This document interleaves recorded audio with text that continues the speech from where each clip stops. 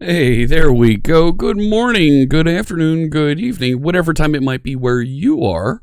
Welcome back to the live stream. My name is Jeff Fritz. Today is November 10th, 2019, and we're going to write a little bit of code today. How's it going there, chat room? Greetings, my excellent friend. It's so good to see you. Let me say hello to Copper Beardy, Shy Sharp, Tagaron is here, Gorin Hal. Hello there, Johan B.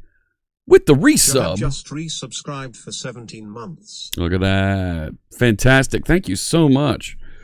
And we'll make a donation to St. Jude Children's Research Hospital. Very cool. Thank you so much. Devman NL, Smab, Lily Hazel is here. Lily, it's so good to see you. Where do we go here? There we go. Whoa! There's Lily. Brave Cobra, how's it going? Smab, so good to see everybody.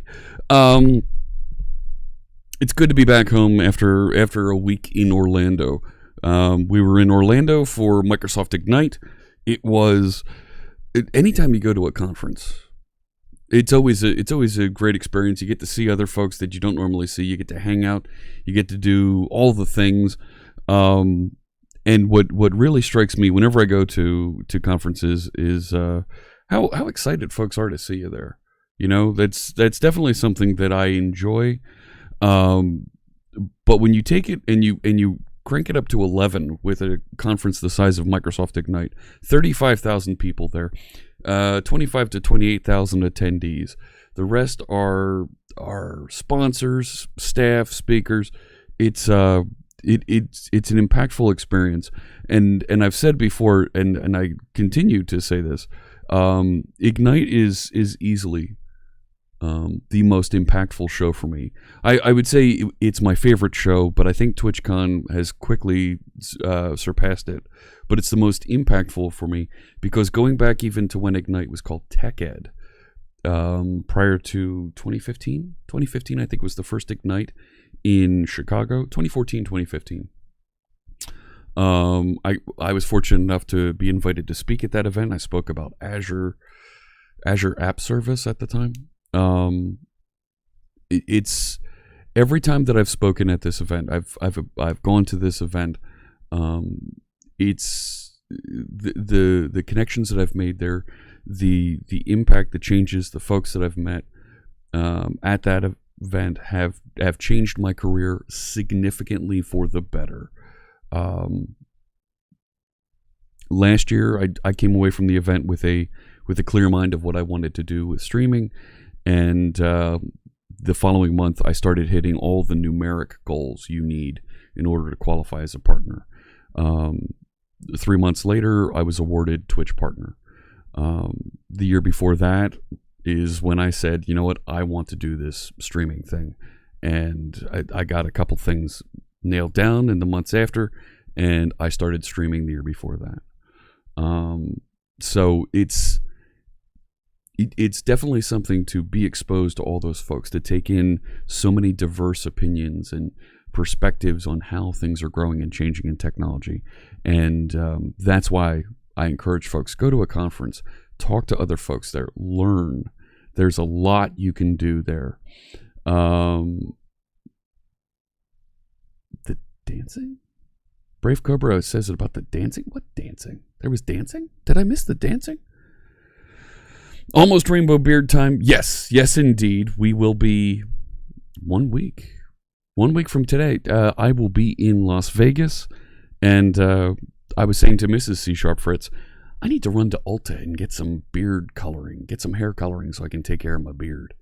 She's like, okay, for a straight guy to be saying that, unheard of. Saying a straight guy needs to go to Ulta to go pick up some things. I make this look good. Boom Boom asks, you go to Ulta. That was where we found the beard coloring that I've used in the past.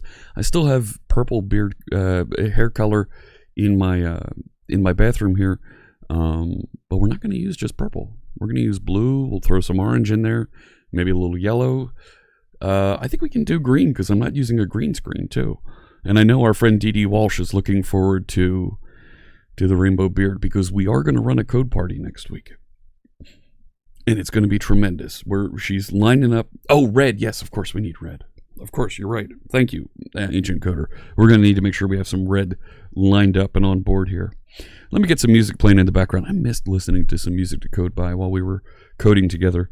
Today, let's play Eeny Meeny. I don't know. Which one should I play? Let's play this one. No, not that one. Maybe this one. No, not that one. You know what? Who said it? Ancient Coder suggested red. Let's play red. This is music to code by our friend Mr. Carl Franklin. We play this all the time here on channel. Blue? You want me to play blue? I'll play blue. We'll play blue. We'll switch over. This is blue. There you go. The first song from Music to Code by from our friend Mr. Carl Franklin. Scientifically designed and engineered to get you in the flow, get you in the groove, so that whatever task you're working on, you can focus on and just get stuff done. Thank you so much, Carl, for letting us listen to your music here on stream. If you're in the channel, you can run !music. Get your copy of Music to Code by so you can focus and just get stuff done. There you go. Thanks, Lily. There's the link so you can go get your copy. There's a couple free songs out there you can download. Each song is 25 minutes long. Focus for the entire length of that song. When it's done, take 5 minutes for yourself. This is called the Pomodoro technique. Take those 5 minutes, get yourself a beverage, go for a walk, stretch your legs. You'll feel more productive. You'll get more done. All right. Hey, Zultra Lord. Good to see you. All right. There we go. I'm wearing my Captain Marvel hat today because I feel like accomplishing something big. higher, further, faster, baby. That's what we're going to do today. We're going to get back in and look at the CSS, right? The styling that our friend Amy Kapernick showed us on Friday. If you didn't have a chance to watch and you're interested in learning more about web user interface, modern web user interface, she had a bunch of tips in there. I need to spend some time cutting that video because there were some really neat things that she suggested in there, and things that, for folks like me who have always been table-driven layout, really landed well with me, and things that I need to remember, do a little bit more research on, and grow with. So I definitely want to continue using what she's taught us. And I did commit into our dev branch an ugly version of the application because it still had some of the background colors she was showing us. We'll fix that, and we're going to move on and clean up our application here. So, yep, there's a song called Red, there's a song called Blue, there's a song named after most of the colors: blue, orange, yellow, red, green, chartreuse, gold, indigo, cyan, purple, and there's a couple that are other names as well. So, all right, what do you say we get into this? And I have some other things here that I want to put on the checklist that we address. Let me see here. Nope, not that one. Nope, not that one. There we go. Clean up CSS layout. Let me put that right up front. And let's head over to the code and start talking about the project again. There it is right there. It feels so good to be back home in this layout. Ooh, yeah. Stretch out. Oh, look at that. It's like a nice comfy leather couch that's all contoured, that fits your keister just the right shape, just the right size. You just kind of feel good in there. Hey, CJ Harbish. CJ Harbish just resubscribed for 2 months. Thanks for your work adding content to the community. Thank you so much. I really appreciate that, and we'll make another donation to St. Jude Children's Research Hospital. You're going to get 17 emotes that you can use all over Twitch, and we'll turn off the ads here on the channel, and most importantly, you could throw emotes at my face here on the stream, right? That's the important part, right? That's the part that nobody talks about. The best benefit of being here. Two Wolf Design just resubscribed for 5 months. 5 months of fun. Oh, I'm glad you've had some fun here too, Wolf. I think so. I think we continue to have fun here, and I do have a couple of envelopes queued up to send out to folks with stickers. I'm throwing some Live Coders pins in there, and because I've taken a little bit longer, here's what I'm going to do. Are you ready for this? Are you ready for this? Are you sitting down? Stand up. Now sit down. I have Visual Studio Code pins that I'm going to drop into those envelopes as well. And we crossed 8,700 on Friday. I didn't acknowledge it then. I'm acknowledging it now at 11 a.m. So in about 45 minutes, we'll run a giveaway, send out some stickers. Those will be .NET stickers, the Super C# sticker I've got, right? The bots, the rainbow bearded folks, and we'll drop in Live Coder pin. And I have Visual Studio Code Pride pins that will drop in there as well. We do need some Blazor stuff in there as well. I need to figure that out. But I'm going to be putting together some more giveaways, and we will make them up. Yes. So these are buttons. Where'd the buttons go? So I've got to get some of these sent out to our friend Lily Hazel. So I have the Live Coder buttons, right, like that. These badges. Yeah, Lily, reach out to me on Discord. I need to get you set up with a Live Coders kit here. Let me take care of that. I've got a backpack for you. I've got some buttons. Yeah, we're gonna get that taken care of. So Lily Hazel, in case you don't know, she's now an associate member of the Live Coders team. She's helping us with managing community, taking care of all the folks, getting us working better together as a team. Really, really great person. Thank you so much, Lily, for helping us out. Blazor power indeed. We've got a couple questions that have come through here on the chat room. Let me make sure I catch them before I jump back into this. Oh my goodness. I don't know the answer to this one. Hang on. Let me back up here. Oh my gosh. Hang on. Let me find these. There was a question up here. You misunderstood one of my tweets. Ultraviolet. There is no ultraviolet. Two Wolf says, and I can't deny this. Tables are so 90s. They are. They're so 90s. The 90s called they want their web back. Ooh, that's a tough question. Let me see this.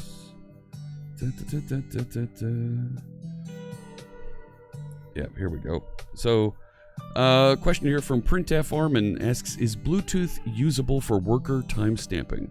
I'm not sure what you mean by that. Can you give me a little bit more behind what you're asking for there, and we can certainly discuss that.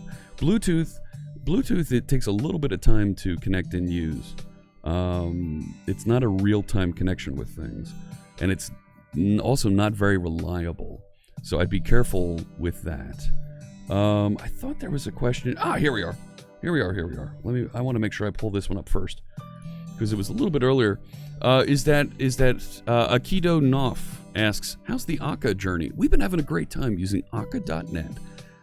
That's a framework that's available to us as .NET developers, so we can use something called the actor model.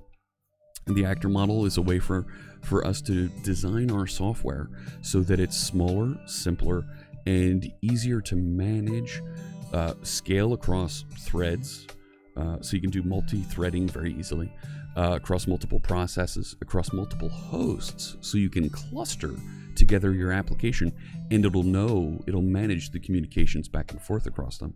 So, Akido, I haven't gotten quite there yet with clustering. That's something that is definitely coming up. I spoke to Jessica Dean, who specializes in Kubernetes. She was speaking at Ignite this past week, and when I get to the clustering part of working with this application, after we cross the containers bits, and I think we're going to work with Robert Tables on that, we will talk to Jessica Dean and get set up with some Kubernetes deployment, scaling, and management.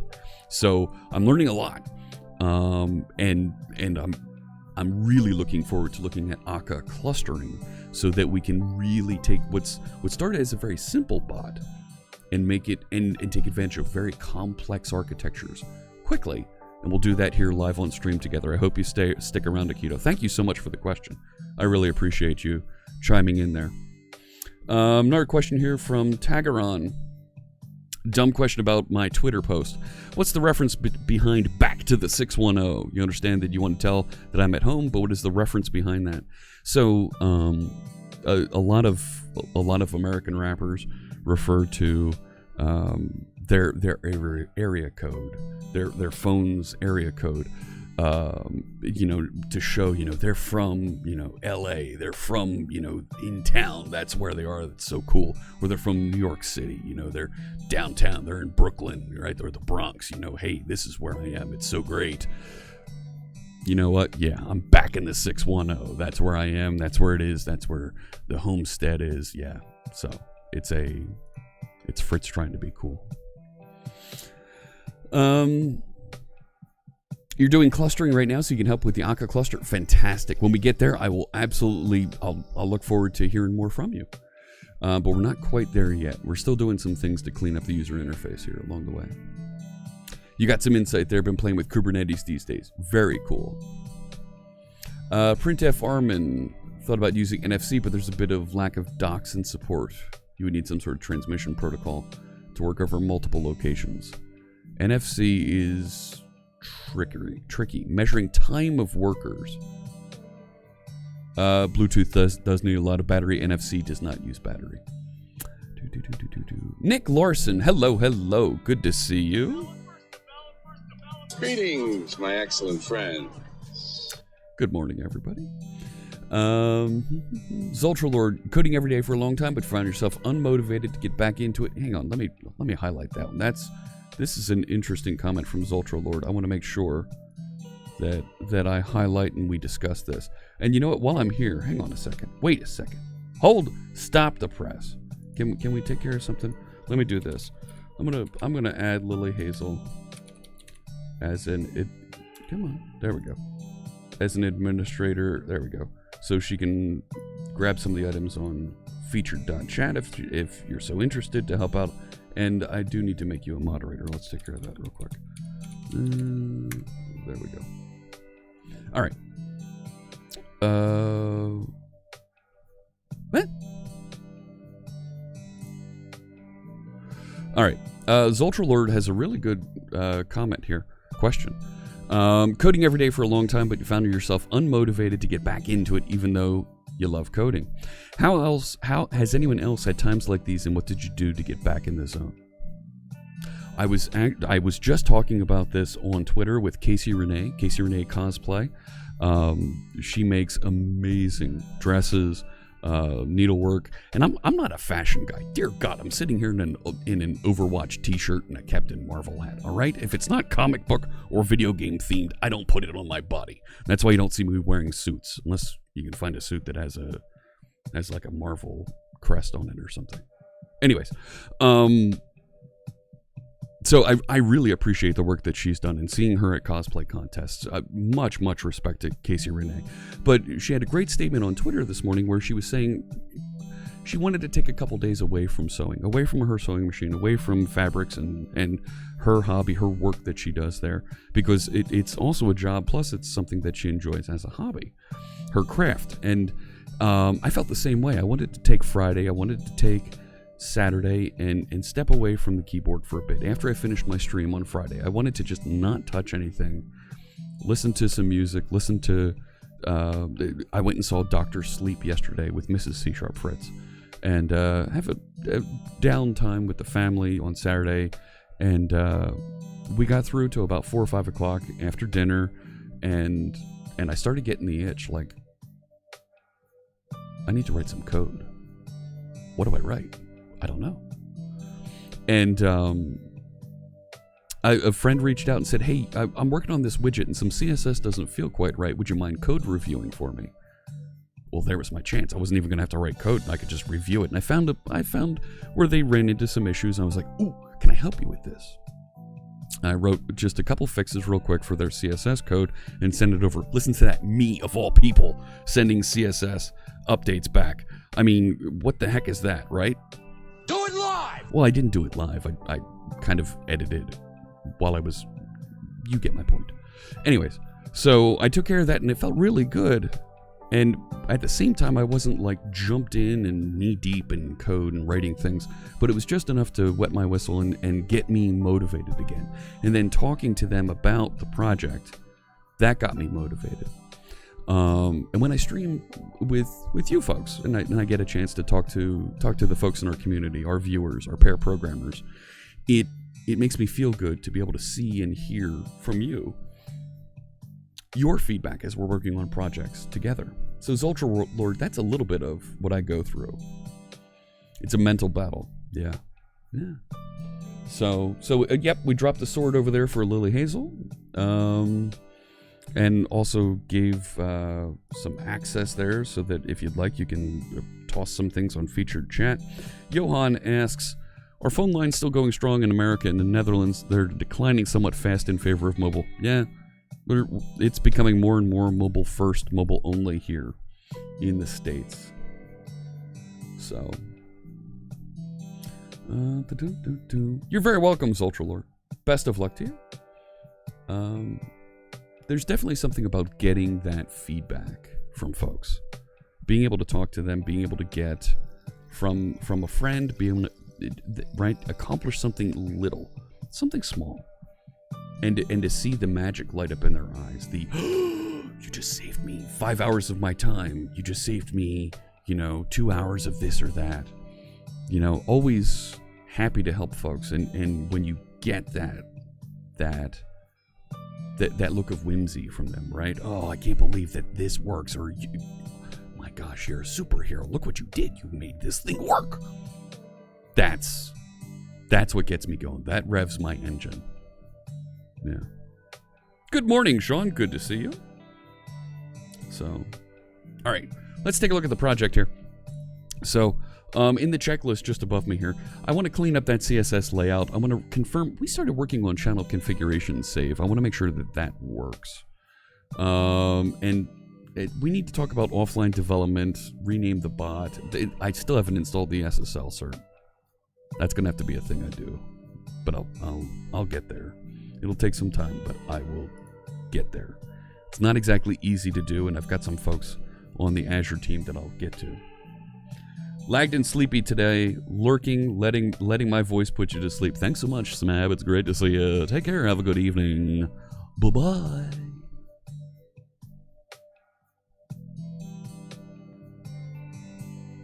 It's been real. Good night. All right, no more echo.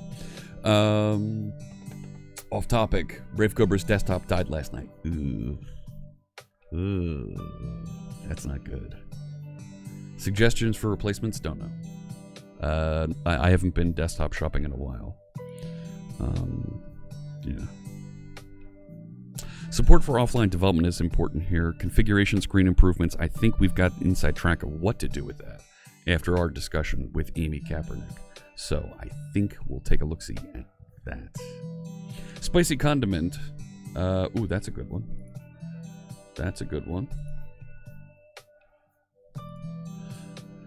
Trying Entity Framework. Entity Framework is a framework, a tool that you can use for making database connections in your .NET Core code. And also .NET, but it works in both. You simply prefer Dapper. Okay. Anyone know how to handle initial database creation migration when not using Entity Framework? Write some SQL statements, my friend. You can do that. You could create Entity Framework objects and references just so you can do the migrations and then use Dapper. Dapper is a very small, very thin database access framework that you can use that's written by the folks, written and maintained. It's the folks at Stack Overflow use that. Really great library. So, DB up, very similar to migrations. Yeah, there you go. Okay. I'm not familiar with DB up. So, all right. So let's get back in and take a look at the changes from our friend that we accepted from our friend Amy Kapernick. Update those, get those cleaned up so that they're the right colors again. And we can, at that point, start looking at making sure, right, we'll take those in, we'll use those as a direction going forward here, but get the rest of our application working properly and move on there. All right, let me see, let's switch over to here. Good. Everything's working good. And coming up in about a half an hour, we'll do another sticker giveaway. We'll do a raffle here in the channel, so tell your friends, tell your families, tell your pets. Sign up. Let's get this number up to, let's try and get up there to 9,000. We won't get there to 9,000 today. But let's see if we can get, ooh, Visual Studio Preview 4 is ready to be installed.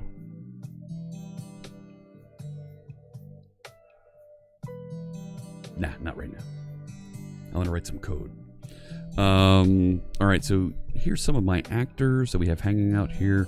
I still haven't updated from previously. Let's just close everything. I'm going to declare tab bankruptcy. Close all documents. Let me also make sure. Yep, Karnak's running. Steam's running. I'm not playing Steam right now. Go away, Steam. So let's go back over. What was it? Was it in our index? No, it was main layout. Was where we were working with Amy. There we go. So the logout, login that was across the top, right? We changed this to an aside from a div, right? Because an aside gets ignored by some of the parsers that are trying to build out the right, a rendering for the page to show folks. And we put everything inside the main tags here, and the body of our application is going to appear inside of an article here. That works. Goran Hal asks, am I still on Ubuntu or is it Windows now? We're back on Windows. I was so encouraged. I so much enjoyed the time we spent on Ubuntu Linux in October, right? Every October, I recognize the month of Ubuntober, the theme month. All month long, we're in Linux using Ubuntu. I was so... I enjoyed it so much that I installed Ubuntu on an older i3 Lenovo laptop, and it's been running tremendous. I actually brought that instead of my Surface Book 2 to Ignite and was using that to code for a couple days while I was there. You like the vertical tabs, says Goran Hal. Yeah. Very cool stuff. So this is good. The style sheet that went with this is up here, Site CSS. And Amy put some colors in here so we could see the layout, be able to read it a little bit clearer as we look at our application. Let me run this real quick just so we can see what it looks like. And you can kind of pick up a little bit of what we learned here around Flex and the grids, so that you can see how the site now grows and shrinks appropriately instead of using Bootstrap. Bootstrap's still being included, it's still being referenced, but I think we'll move into more of this type of presentation so we don't have all that overhead of a full Bootstrap framework. Bootstrap's a CSS framework, has a lot of content in it, but we can move away from that and still achieve all of the things that we've done here with a lot smaller footprint of code that we're bringing in to the application. Spicy Condiment likes the to-do list on the top right. That's Visual Studio Code. This is a trick I learned from our friend Ninja Bunny 9000. Because the other 8,999 Ninja Bunnies just didn't quite make the cut. So, but this is just Visual Studio Code running, I think the name of the extension is To-Do Plus. And I've just made it semi-transparent. Thank you for the follow. Is that Habik? Welcome. It's great to see you. What's this? There is no active actor context. Async operations within this actor. Now I've done it. I've broken it again. Alright, what did I do now? It's interesting that Start Live Share Session is now an option here in the exception handling. No active context. So if I go to context here, system not supported. So I'm in the middle of Channel Manager Actor, and this is Get Channel Actor. I remember this. This was the code that we wrote when we were trying to restart the application when we're telling it to rejoin channels. So we're telling it to rejoin channels. I thought we had this fixed. Yeah, we're telling it to rejoin channels at the end of saying, oh, go and take care of all of these contexts. After saying, oh, these are the types of messages you receive. Let's see if we can fix this real quick. Yes, vertical tabs are now available in Visual Studio. You have to download the latest preview and the features available there. So 16.4, I think is what it said, where it was at, right? Yeah, 16.4 preview 4. It'll be available there that you can use. So let's see here. This is telling me there's no context available to rejoin the channel. Well,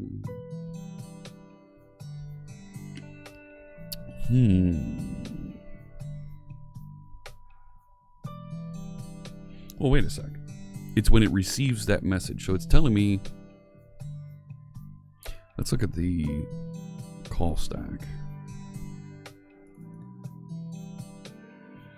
Yeah. Okay.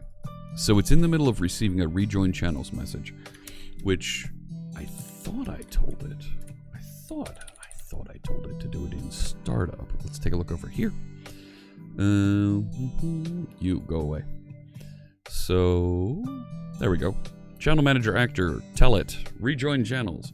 So that's when it should be starting to rejoin the channels, but it's telling me that there is There is no context. Channel manager actor. So if we go find rejoin channels.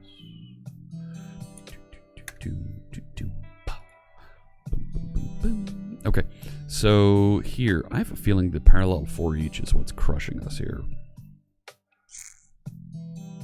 right? Because I when it's running in parallel, yeah, async operations within this actor.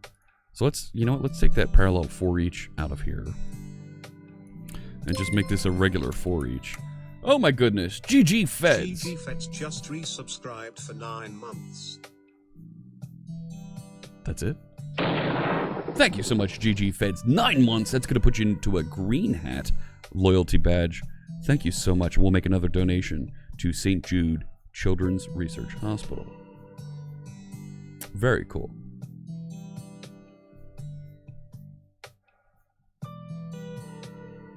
All right. So for each, this is going to be, let's call it a CH. Nah. Let's call it a, come on now. For each channel in rejoin list dot channels. We're gonna tell it, hello, I did a Control X. Do that. Done. Right. One extra parenthesis there. Let's see if that works. That should do a thing. That should totally work. Right?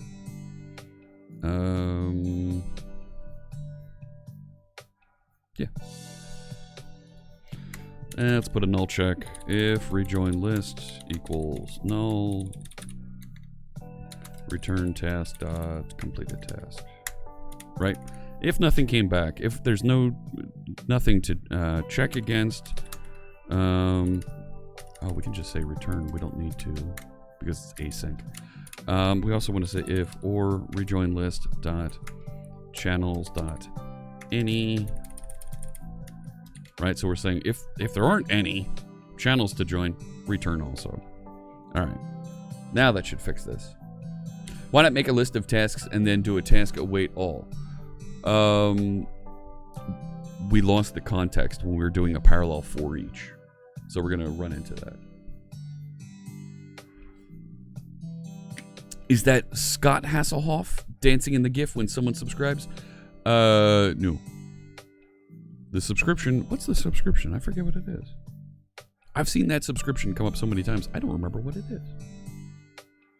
There we go. Now it's running. So we still have to put these things. Dr. Scott! Well, it is him, but not all the time. What does happen when when folks click subscribe? I don't remember. Well, that's one thing. No, it's not them.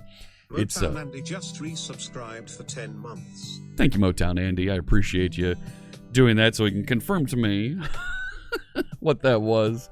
That's Bill Gates and Steve Ballmer dancing.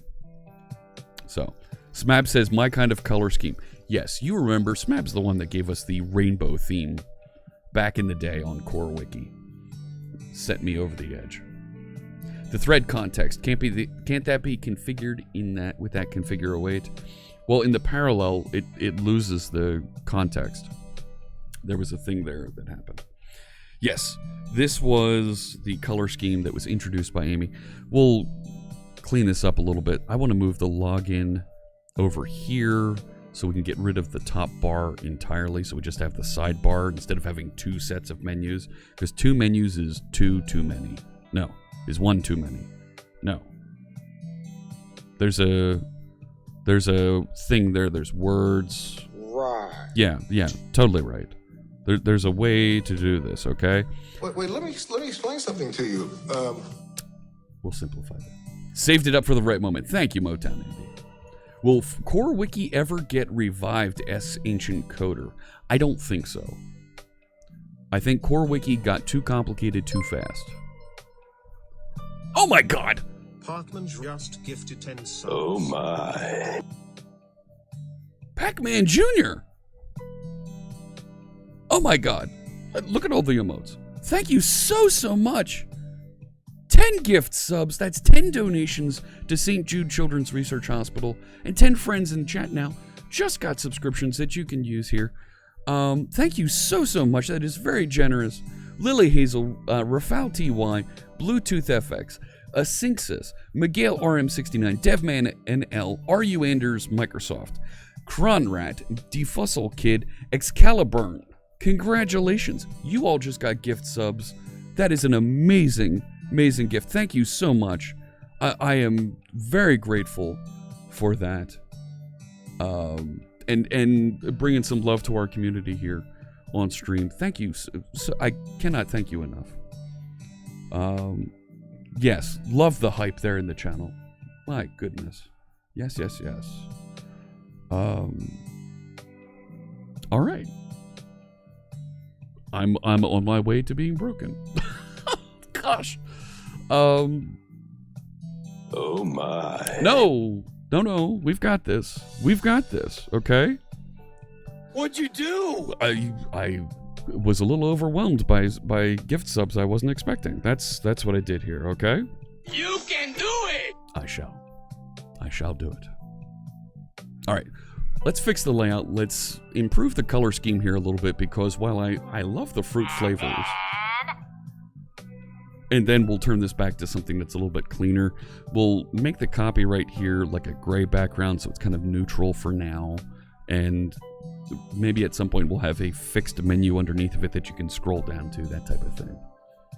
So, yes, very cool. I didn't see Pac-Man Jr. say anything else. No. Very nice. Nope, not yet. Oh gosh. Thank you, my friend. Thank you so much. No JavaScript. There is none here. Dark theme for the win. Well, we're back to dark theme here. Let's let me go to that main layout, right, where we have nav menu. This is what's appearing in the side, right? So we're using, this is a Blazor thing here. We have a directive that refers to another component called nav menu that has all the navigation stuff in it that we're going to use. I'm going to go grab that and we'll put that inside of, we'll update that so it appears nicely here. And there it is. So this, right? Let's put this, hey you, tear that off and put it over here. So we can see it's going to appear here inside of this aside. And we've got all of these top row, blah, blah, blah, blah, blah, blah, blah, blah. We're going to need to clean this up a little bit here. But there's our toggler class. So I don't on-click toggle nav menu, right? What?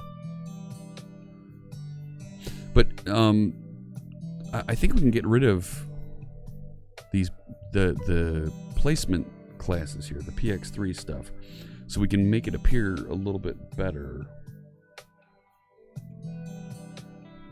Singing Mexican. Oh, that's a interesting comment. Welcome. Gosh, you've got a sub, so you've been here. Your C# teacher hates dark mode. You don't know why. That's a good question. I don't know why somebody would not like dark mode either. I find it helpful. I find it useful, and easier on the eyes to read. Perhaps when you're presenting in a classroom, it's not very easy to see in a classroom, and you want to use the light mode themes so that it's easier for folks to see, easier for students to see, keep them awake. So totally, that could be a thing. All right. Let's see here. Does your teacher like spaces or tabs? Well, there's the next question. Let me take a look here. I popped out the developer tools here so I could take a look. Let's make sure that our navigation menu is actually here. Right, so there's the top, there's the button for the navbar toggler, right? So that should totally be a thing. That doesn't look weird at all.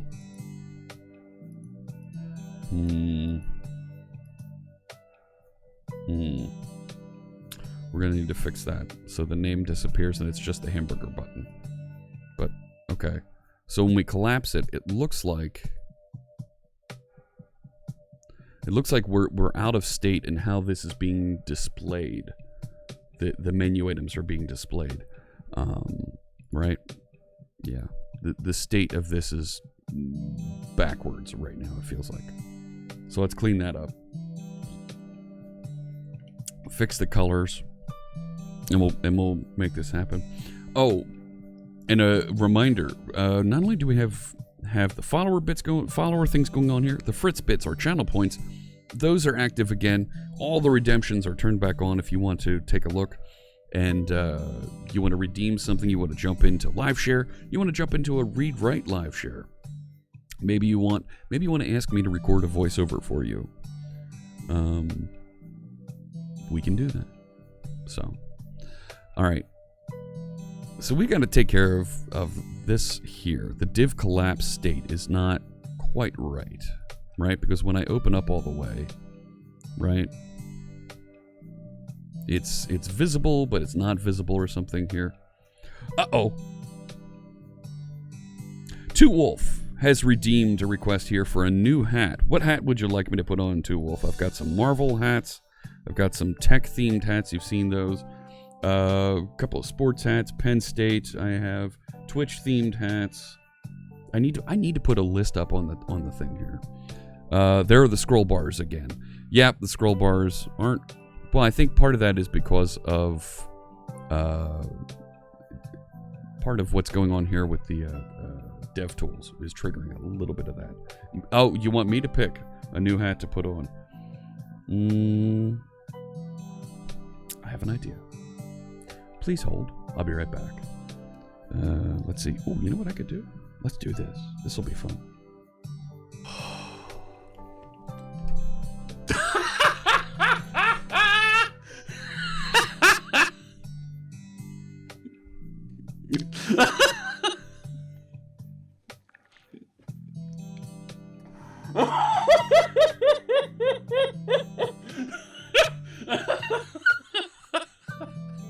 Shut up.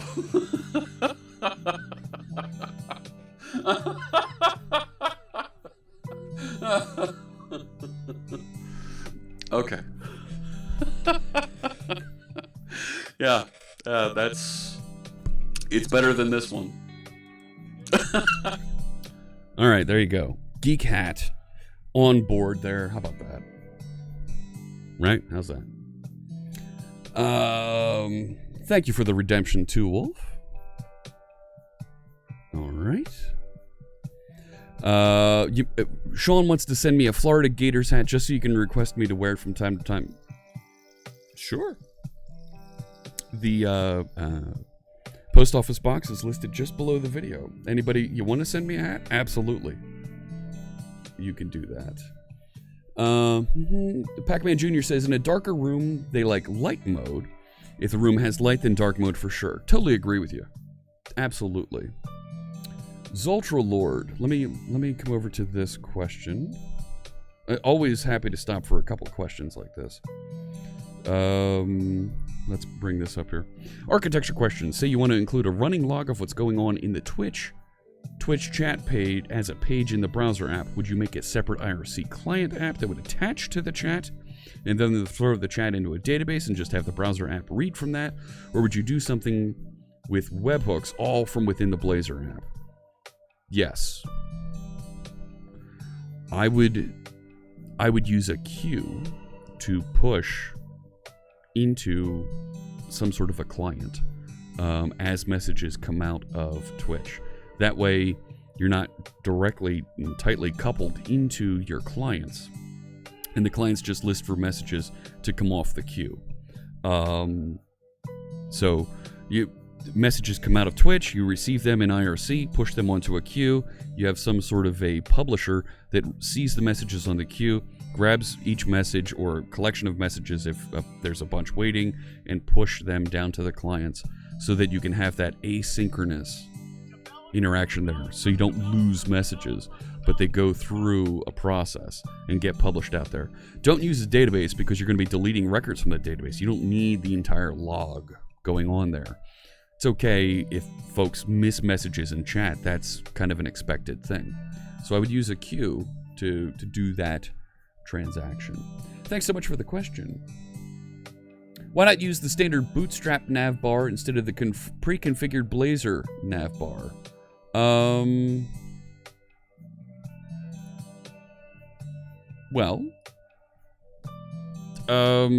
We're getting away from both navbars actually to something that's a little bit more unique. Still uses the hamburger menu, but uses a lot less CSS and is not dependent on all of the overhead of Bootstrap. So, good question. The default Bootstrap requires JavaScript. It does. It does. You're welcome, Zultralord. Happy to answer. Tagaron asks, Penn State even after yesterday. I heard about the Penn State game yesterday. I was at the Dr. Sleep movie watching that. I saw the results and I wasn't happy. Not happy at all. Yeah. And then I told Mrs. C Sharp Fritz, and yeah, we weren't thrilled with the loss. Would I wear a Penguins hat, says Smab. I would wear a Penguins hat. And then I would burn it with fire. Kidding, totally kidding. Could see it live in Germany by chance. I don't know. Hey Akka, good to see you. Not headed to Germany. Germany's not currently on my planned schedule. We'll be in Stockholm in February, and we will be in... And then in May, we'll be in Amsterdam. And we are setting up some community speaking engagements before TwitchCon in Amsterdam. I'm working with some folks to get that together. So if you are in the Netherlands, if you're able to get into Amsterdam a few days before TwitchCon, we'll be giving a talk. We're still working on the details of it, but we'll be giving a talk and meeting up with folks and having a good time. Probably the Thursday before TwitchCon. Wednesday or Thursday. Might be Wednesday. Thursday might turn into something with TwitchCon. I don't know. Depends. I need to talk to the Twitch people. The Twitch people. You know them. All right. You could get to Amsterdam, hit you up. Oh, absolutely. It'd be fantastic to meet you, Brave Cobra. So, yeah. All right. So we need to do something about the menu over here. It needs to be wider. Let's start there, right? And we need to fix the colors. So let's see if we should be able to fix the width of that aside pretty quickly, right? Right? That's totally a thing. Darn it, I thought I had... There it is, Site CSS. We're going to move you over here so I can see this next to it. Where's the aside? There it is. Grid row, grid column. 1, 2. All right. That's totally a thing. Right? And how do we set the width of the grid? Right? That was a thing too. We set the width of the grid. Right, so we set that. Grid template columns. Ah, there. So... yeah, this was inside the app. So we set it to 100 pixels wide. But originally... I don't want it 100 pixels wide. I want it to be like some number of EMs wide that's appropriate for the size of the items in here. So let's do this. Let's come over here, grab this. Instead of making it, see, look at that, overlay grid. Bazink. Now I know how to do this now. So let's see if I can change it and make this like, I'd like to type there, please. I guess not. This, can I change that? No. It's not a thing. No. Here. This one. Can I make that like 10 EM? Maybe make that 12? Do I hear 14? I think that works. I think that totally works. right?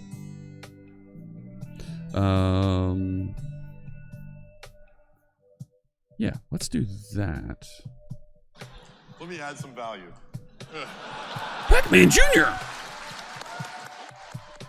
Terminator 1000 bonus 1000. You mentioned this is going to St. Jude, couldn't resist. Everything is awesome. Holy crow. That is phenomenal. Thank you. Thank you so much. Yes, and these do get matched by my employer. That is that is so generous. Thank you very, very much, Pac-Man Jr. Oh my goodness. Yes, we will make a very kind donation. One I can't even talk right. Oh my gosh. It's not just because you use the Terminator, right? The Terminator cheer there. I can't talk. Not only did you cheer 10,000 bits, but that became 11,000 thanks to our friends at Terminator Dark Fate, I think is the name of the movie. And that'll get matched by my employer when we make that donation to St. Jude. Thank you so much. Oh my goodness. I'm floored. I'm floored.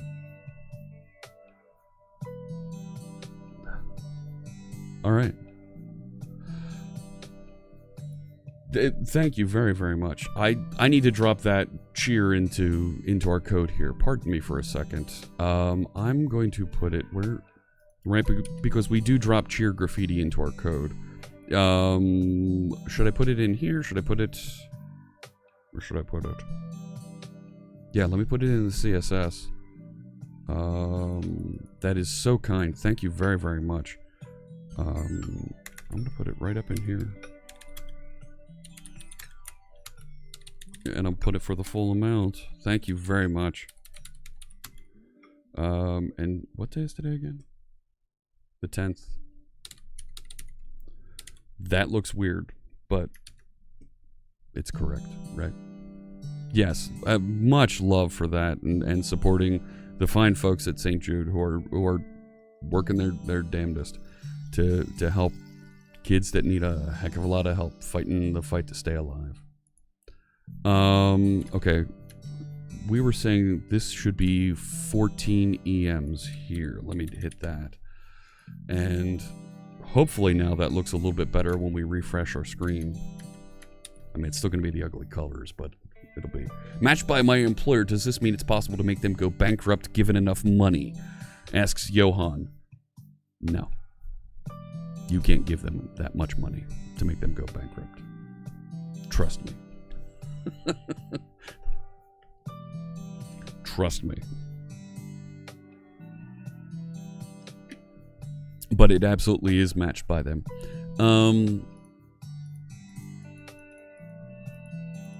So it's... Okay, so there's this.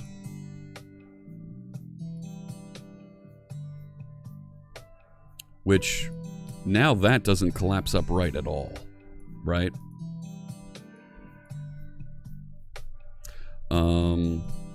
So is there a way to say the minimum width on that?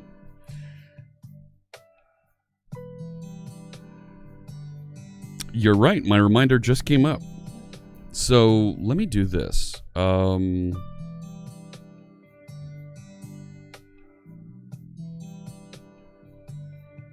think there's a minimum and maximum width for the aside that we need to do here.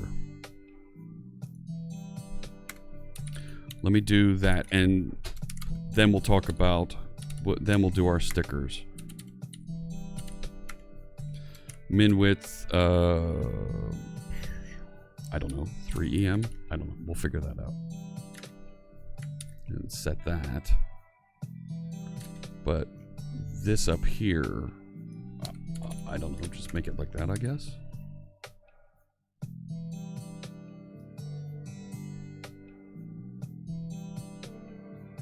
I mean, at least it collapses a little bit. I don't know. I gotta figure that out. You've got 20,000 Fritz bits to play with, not the million yet. Not the millions. We'll get there. We will absolutely get there.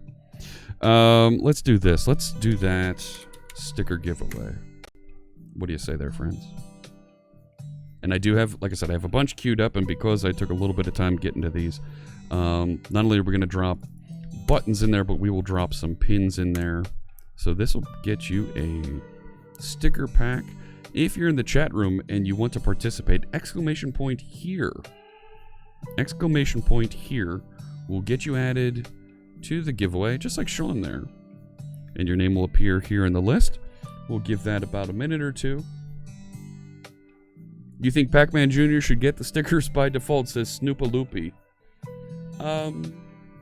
You know what? I'm not opposed to sending something out to our friend Pac-Man Jr. That's okay? Alright. So, exclamation point here. And we'll get folks into that list. Oh my gosh. I enjoy giving these away. I love making the run over to the post office, saying hello to the folks over there and sending out a bunch of envelopes. And they always look at me funny because they see some of these locations that I'm mailing things to. And we will mail this anywhere in the world. But I've mailed things to St. Petersburg. I've mailed things to Australia, Alaska, different places in the continental 48 United States, to Canada, wherever you might be. We will absolutely send out the sticker pack to you. Let's give this just another minute or so here. You've got 30 seconds. Exclamation point here will get you in. Exclamation point rigged will get you kicked out. No more. Nope, can't add yourself twice. Doesn't work like that. Anybody else? Coming down, 10 seconds to go. Exclamation point here. And you get a chance to win some stickers, some pins. I've got a live coders button I'll throw in there. And now the Visual Studio Code Pride pin. There we go. Look at that. Veronica jumped in at the last minute. Minute Tangent, Ryan, Roadrunner, Johan. No, not there. Not there. All right. All in? No more? All rigged? That's right. Totally rigged. Here we go. Let's do the thing.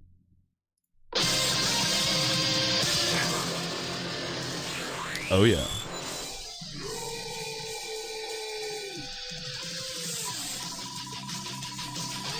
It's a thing. It's totally a thing. We ran this the other day and we gave away an Xbox. Thanks to our friends from Mobilize.net. We're always giving away cool stuff. Ah, Tim, you missed it. I'm sorry. And we're going to send out to Roadrunner. Thank you so much. Congratulations, Roadrunner. Yep, totally rigged. Totally rigged. I will send out the stickers. And look at that. Roadrunner with the year. 16 months. Did you change names, Roadrunner? Were you something else before? Oh my gosh. Yeah. Nope.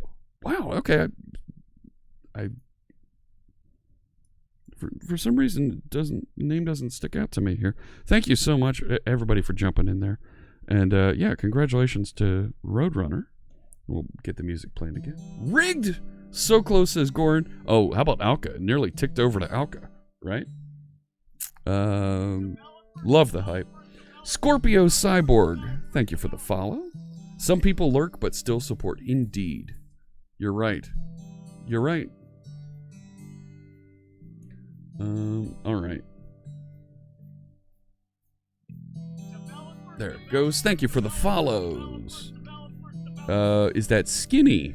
Thank you so much for the follow. Appreciate you joining. Struggled to watch for a while due to bad internet, but kept the subscription active. Well, thank you so much. That's very kind of you. Orinthion, thank you for the follow as well. Appreciate you joining us. I look forward to seeing all of our new followers in the chat room. I try to remember all the folks that integrate. What the heck? That's such a developer thing to say. What are you doing here, Jeff? I try to remember all the folks that hang out in chat with us. And want to make sure that I say hello to you. And, of course, the bot with all that activity fell over there. Oh, my goodness. Thank you for the follow, 00HF and Fork04. Thank you for the follows as well. Am I at the Balmer Peak yet? Hang on, let me drink some more G Fuel and we'll get there. Hang on.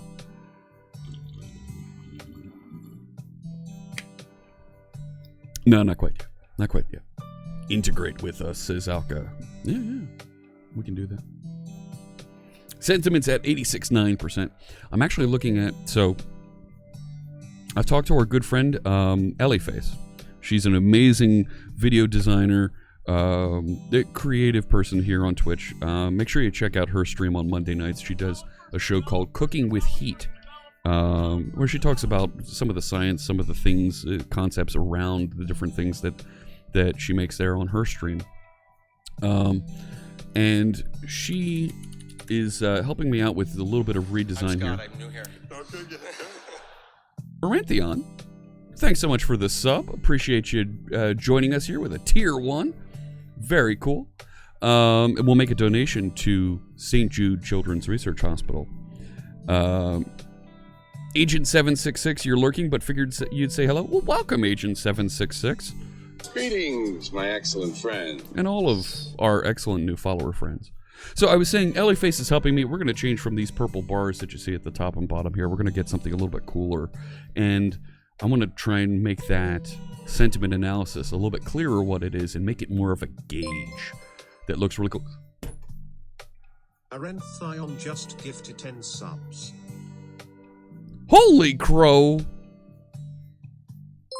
Wait, let me explain something to you. Eternal Devcoder just resubscribed for 4 months. 11 subs just came in. Oh my goodness. Thank you so much, Arenthion, for those 10 gift subs. We're going to make donations to St. Jude Children's Research Hospital. All these folks are going to get 17 emotes, turn off the ads here on the channel, and most importantly, get to throw emotes at my face. Yeah, that's a thing. Glayman, wow, is that DNYCster, Mr. Maru, Veronica Geek, Enrique Tech Fan, Franklin89, Door95, Danili D8, Opus 67, and Sloth Chunk. Congratulations, you all just got gift subs. And thank you so much, Eternal Dev Coder, for a resub at tier 2.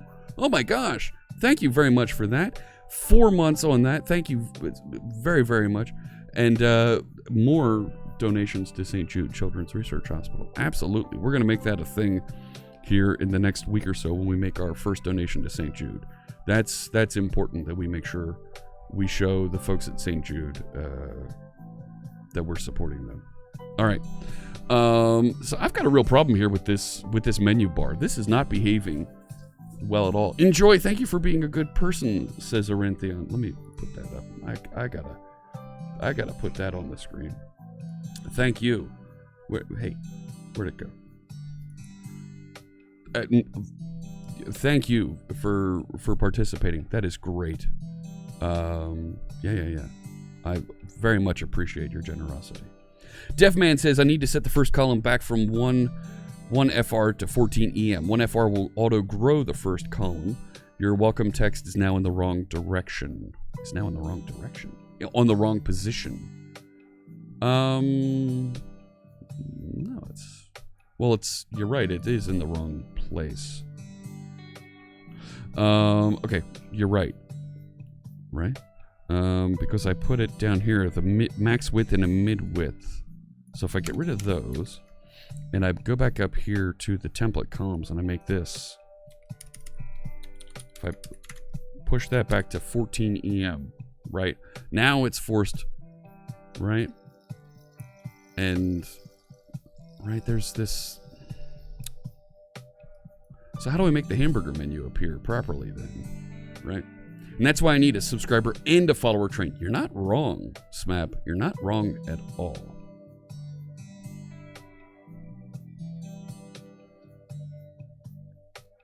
Right, that's how do I do the sizing to make that appear? Right? Because that's all a CSS thing, right?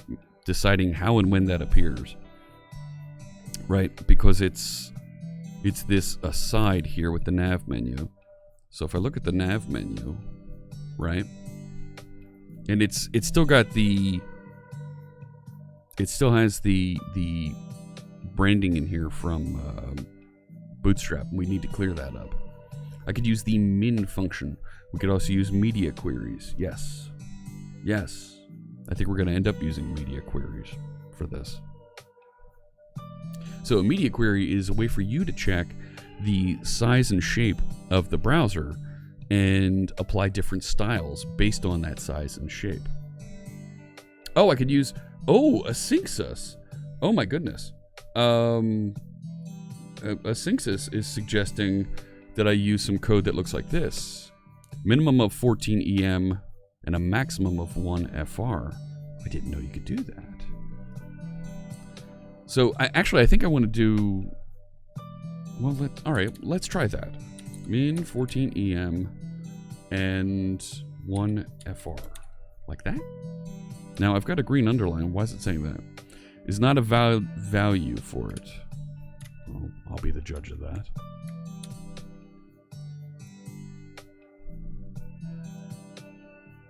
Well, now it gets really, really big, right? So I think I actually want to flip it the other way. Like that. Right? So that it doesn't grow past 14 EM. Well, no, that doesn't work either.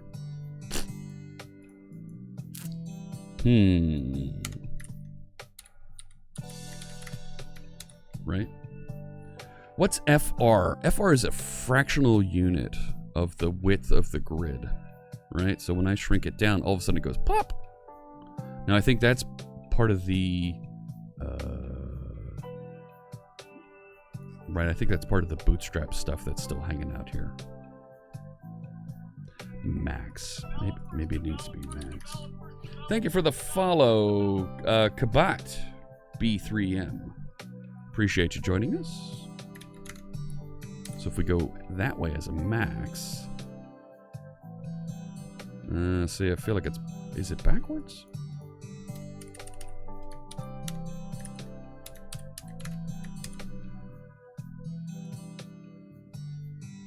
Yeah, see, it's still stretching. I don't want it to stretch. Min takes the smaller of the given values. Right. Max takes the larger of it.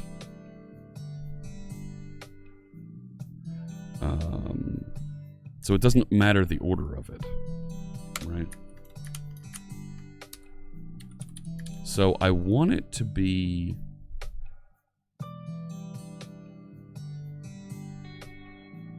I want it to be a maximum of 14 EM. I'm using it as min-max. Alright, well, what's min-max do? Min-max. Right? Oh, you make me sad. Minimum content. Hang on. Mouse over this. Tell me a little bit about min-max. No. Well, let's try that. See what that does. That's not right. That's not right.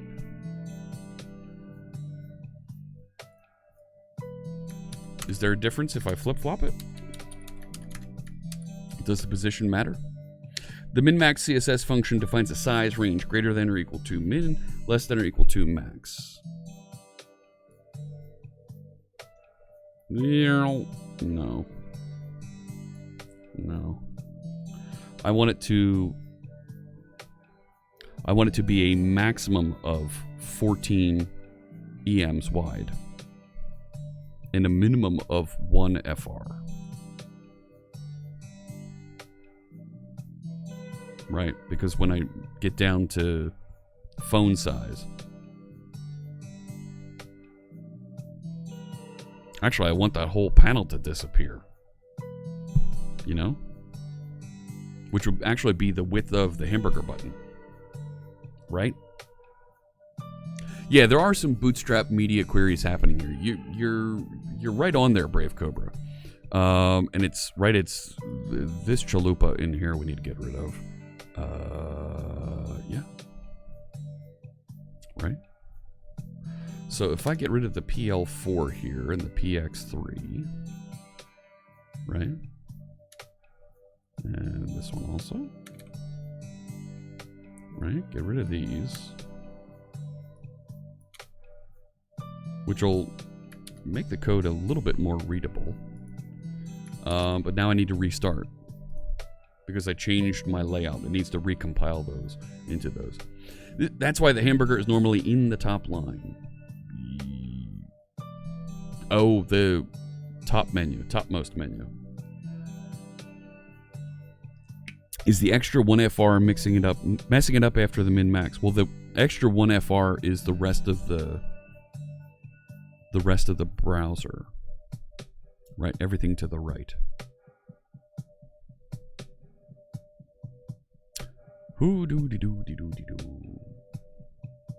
Let's go! Okay. So there's still a little bit of a media query issue there going on.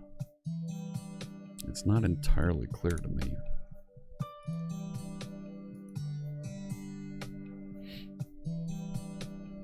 Right. So there that is.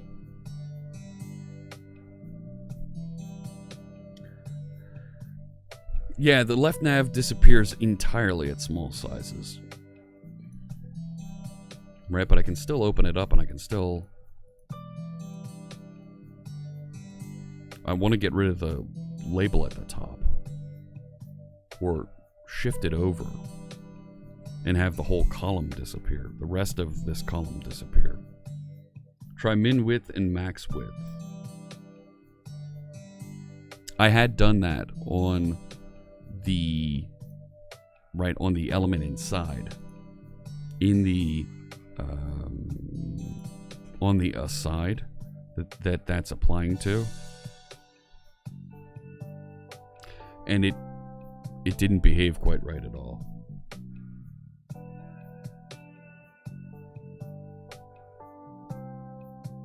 So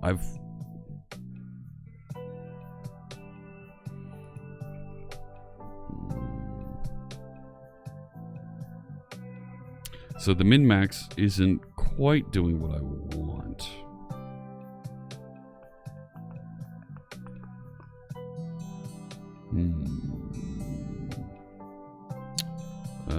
Thinking. We need the CSS lady back.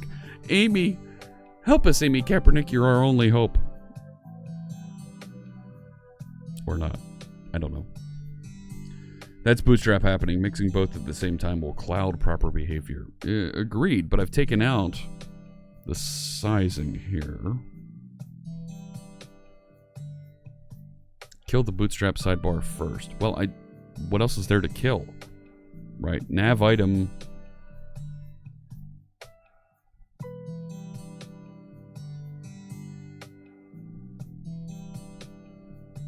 Yeah.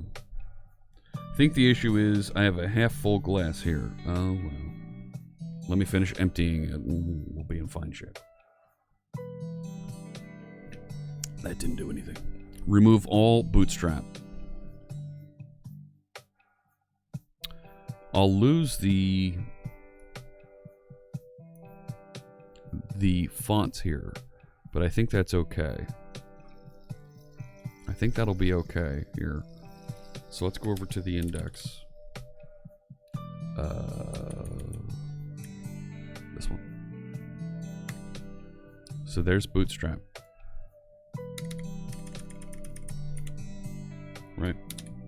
If I yank that, restart. Binary Chef has walked into CSS. Indeed.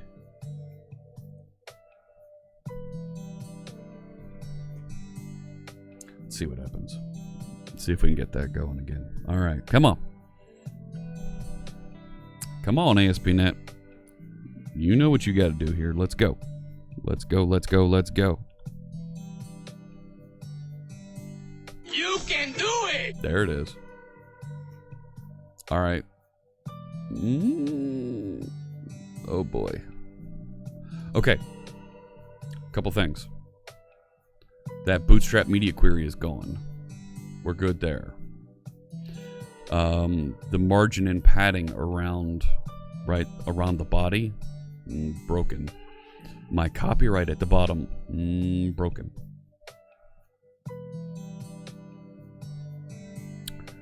Not entirely terrible, but needs help. Right, the button for the toggle we need to recreate.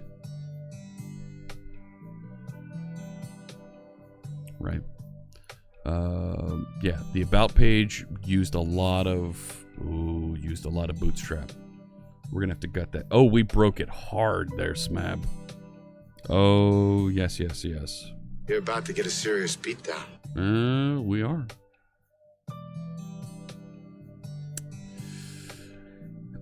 If I remove bootstrap, I'll have to build my own framework.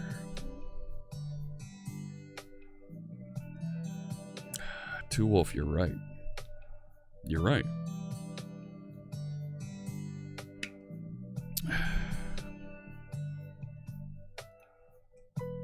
I don't know if I want to do that.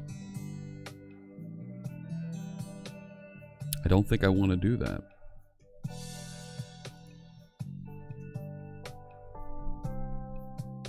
Hey, Veronica Hex, good to see you.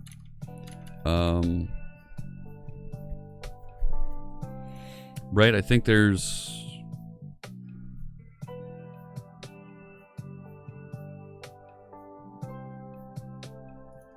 Interesting, it still has...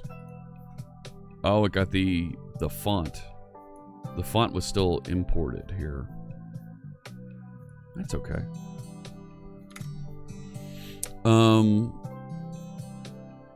We gotta fix this layout because damn. The body should have had no padding. We should have had a reset on there, right? That clears out the padding and some of those things, and should help with getting our copyright to appear back on the bottom, our footer from appearing. There's a CSS reset that we can grab. Let's see if we can grab one real quick here. Eric Myers reset CSS. Blah, blah, blah, blah, blah.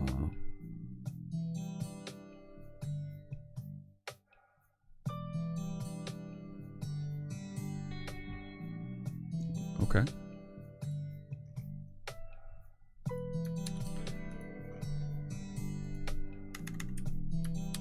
I'm just gonna... No, you know what? No. Hang on.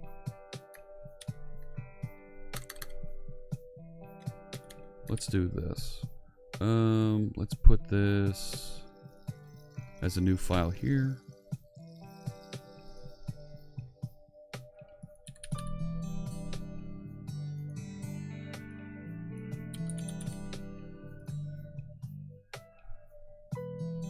Let's see what's going on. Okay. So then from here, I should be able to do @import, right? Reset CSS. That should work, shouldn't it? There we go. All right. Still don't have the copyright line at the bottom, but I've got that reset CSS in, and that clears out a bit. Cheesy Feed asks, do I know how to make a botnet? Yes. Okay, there's your answer. There are libs to add those media queries easily. Well, and Visual Studio will help us with those media queries as well. So login, I want to move down to the bottom here so that it's on the menu. And the title, right, the name of the... Yeah, I think we want to move these things around just a little bit. Right?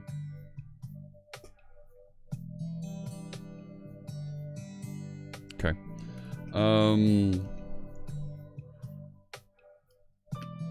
So thinking. Think. I'm gonna close out the reset. So my main layout has the aside. I feel like, right, we were saying that the toggle nav menu down here has a state that it's putting on things, right? A CSS class it's putting on things to tell it whether to hide or show it.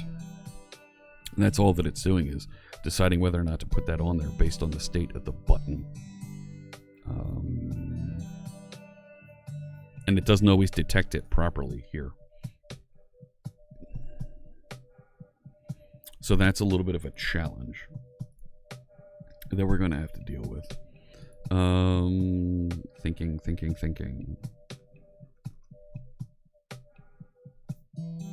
How do we want to do this?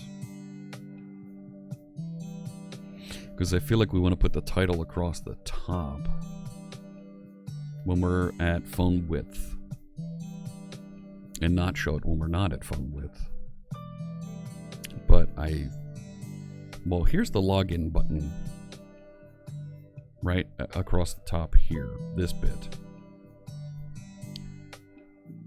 which I think I can get rid of that. Consequently, then move this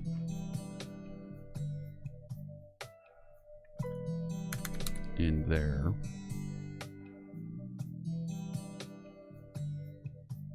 Right. We're starting, and that gets rid of this stuff up at the top. Oh, I need to reset. Oh, darn it. But my main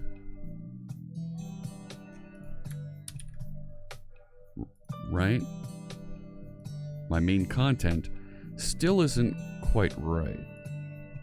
Right? We've still got still have some CSS cleanup. Oh no! Main layout already defines. Oh gosh. Main layout already contains a definition for nav manager. I need this over here because I say nav manager. I think that's what it's upset about. Let's see what happens. I need that on the soundboard. My oh no. Yes, that could be a thing. That could totally be a thing. There we go. Come on. Here we go. Inconceivable! I know. Can you believe it's taken this long to start up? I mean, really. What's going on there? And better. All right. So my login button is now completely missing. Not terrible. Oh, I didn't inject the current user. So current user isn't. Oh no, it's right there. Which means I don't need it over here.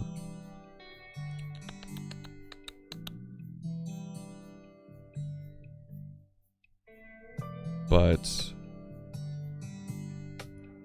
right, the login button isn't a, oh, there it is. It's kind of grayed out and ugly. Hey, Rambling Geek, good to see you. So, Oh my. no, oh my. No my. So I've kind of got to do a thing here with login to make sure that it appears properly. But it is now over here. I'm okay with that. But why isn't... Oh, it's because the reset is on this. So H1 is all reset to the... Yeah. What? CSS reset. I don't want to be as harsh on that reset. Right? The best CSS reset style sheets. Please, give me the best one. I don't care. Eric Myers reset HTML5 reset style sheet. This modification is geared towards modern HTML5. Other tweaks are the removal of a focus pseudo class reset. Let's see what this one looks like.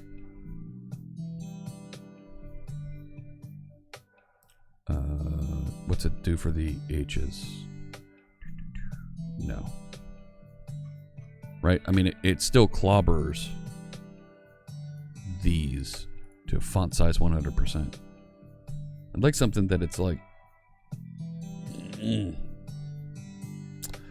The first result isn't always the best. Who knew? Right? Baseline CSS reset for web typography. It's geared towards text-heavy sites and web pages such as blogs and news sites. Typeset will only work on HTML elements that are the children of an element with a class of typeset. Wow. CSS normalization. That? And is a dependency. Well, let's try this one then. HTML5 ready alternative to CSS resets.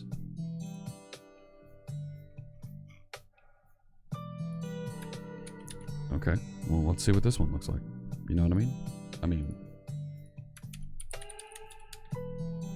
there it is.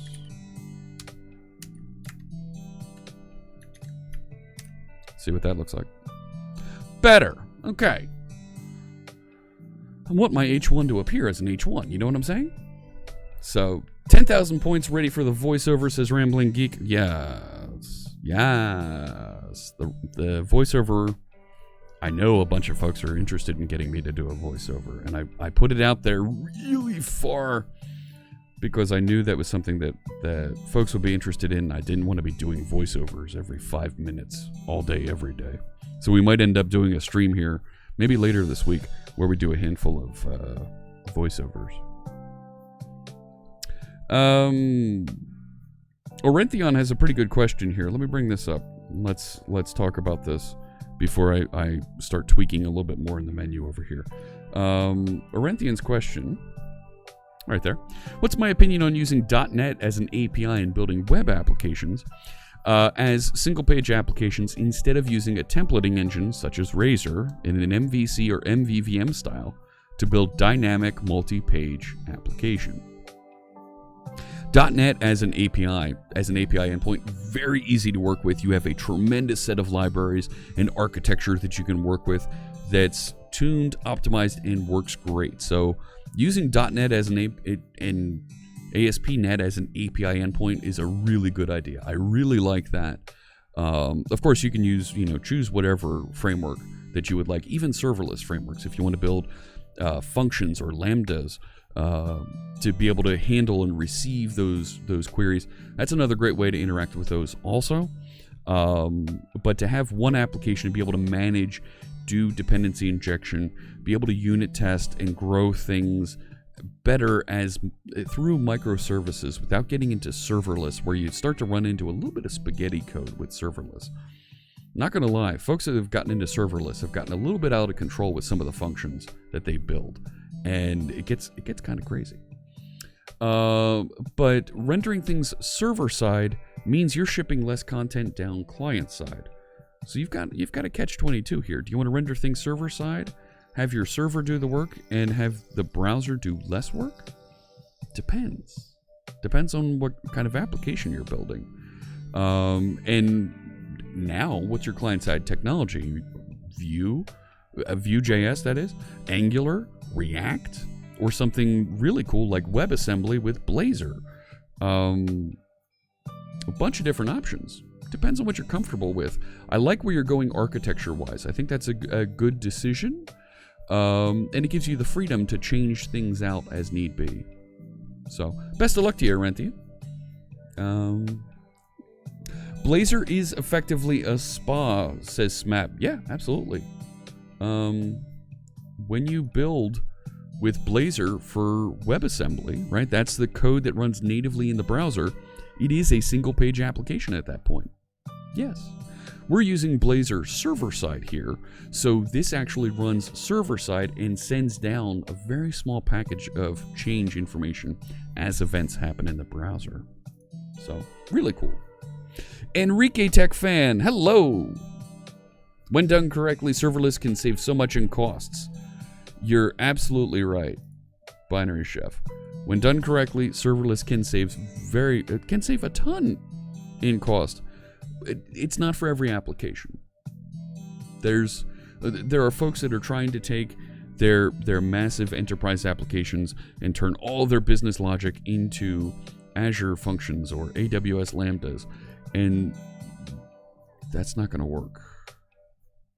You're re-architecting in a way that is going a little bit further than those serverless architectures intend to support.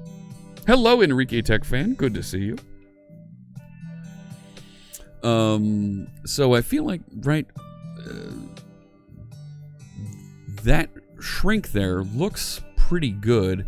I want to make these things disappear down here so that when you click this, it does fly out. I want to make that appear. So, ooh, Binary Chef. That is a very good comment there. Serverless is a complement, not a replacement for your architecture. Yeah. Don't think you're going to take your point of service application and turn it completely into serverless. There's a lot of business logic you have buried inside of your application that you still need to run somewhere. You can run serverless as the front end to feed into those services. But Do you really think you have a chance against us, Mr. Cowboy? it's not the everything for it. Different architectures have different purposes. Choose wisely. So, you're welcome for the insight, Orenthian. I very much appreciate the question. Happy to discuss here on the channel. And I've still got it growing all the way there. Right, it's not doing the min-max appropriately there. And I still lost this down at the bottom. I feel like we've taken like 10 steps backwards here today. Right? Gosh. Maybe it shouldn't be maybe it should be a max of 14 and a min of like 3, right? So that when it shrinks down, see it even then, it's look, this appeared down at the bottom again. No, not that. Yeah, show me the app. Up here is where the grid is, right? And when this gets down something like this, right? Even then, it's still not.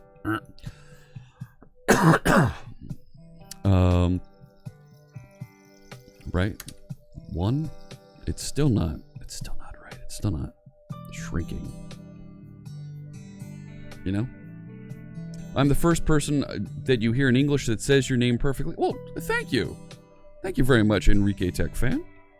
I can speak other languages. No, I can't. No, I can't. No, I can't. Well, do your best. I do my best.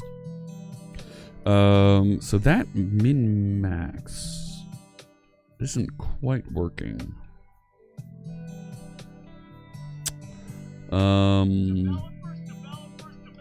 Thank you for the follow, Project Mayhem 31. Welcome on in. Great to see you. Let's see. If it feels like it's not going to properly select that.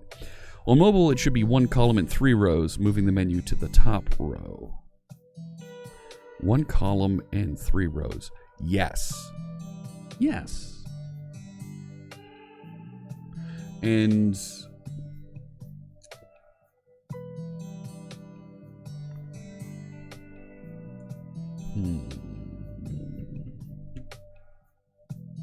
so, okay, hang on. So if we're going to use some media queries here, I think we just want to make this, right, for desktop, 14 EM. Boom, done. Right? I don't care how big it is, it's always 14 EM over there. And maybe, yeah, we need to introduce some media queries. Grid areas.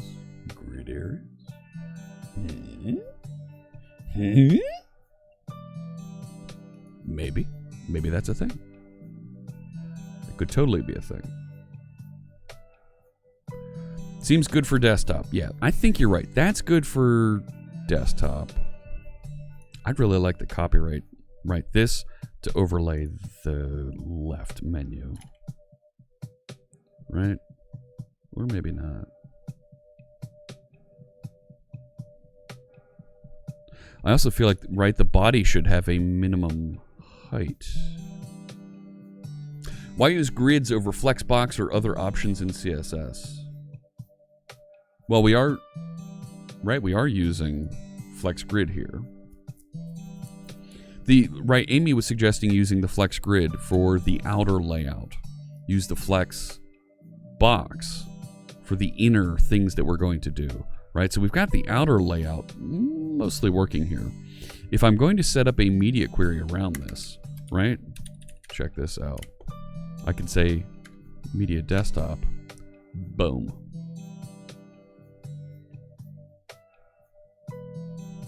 And I can kind of force and say, well, here's the layout. Right? I can even get rid of top row because that doesn't exist anymore. Right? Right? This doesn't exist.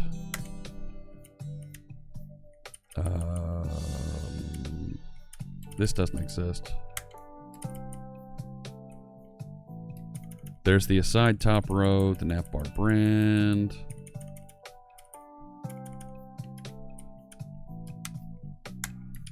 So on desktop, it's going to look like that.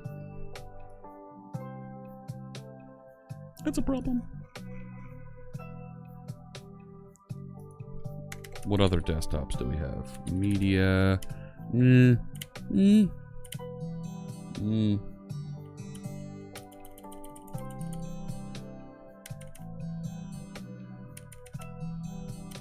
I think we're going to end up having smartphone as, right? I mean, even if it's... So if we say min device width 768, maybe that helps. Right. So that it's... I mean, that looks bad, but... Oh yeah, I need to open it up.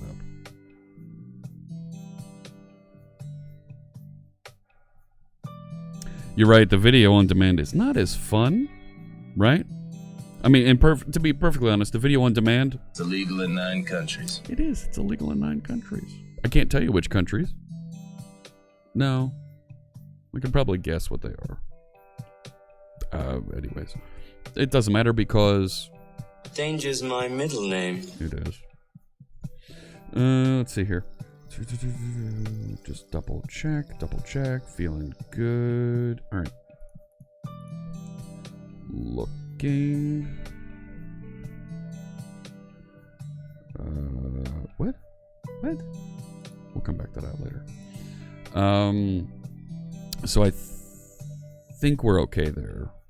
Because then I can turn around and on a phone, I can change the order, change the layout of things here a little bit. So it looks better. When am I going to dye my hair purple, says Frankus. I'm not dyeing my hair purple, but we're doing the rainbow beard for Dev Intersection next week. Not Sunday, but I'll be hosting Dev Intersection live on the Dev Intersection channel. Let me throw a shout out there so you can find it. There's also a link there's still tickets available. If you want to click through the link just below, you can order tickets. And you can get over to the MGM Grand in Las Vegas. You can see me. We have a workshop for Blazor the day before. It'll be myself and Javier Lozano hosting that Blazor workshop. Great sessions all week long from folks named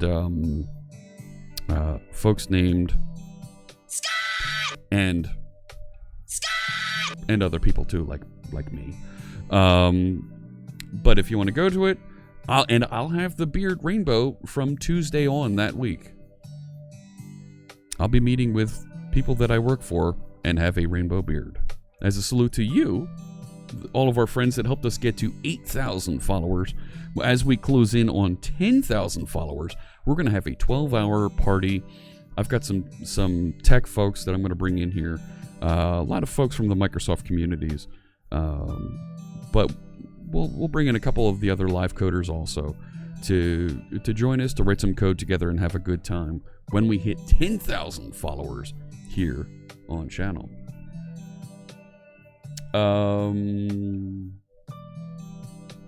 What?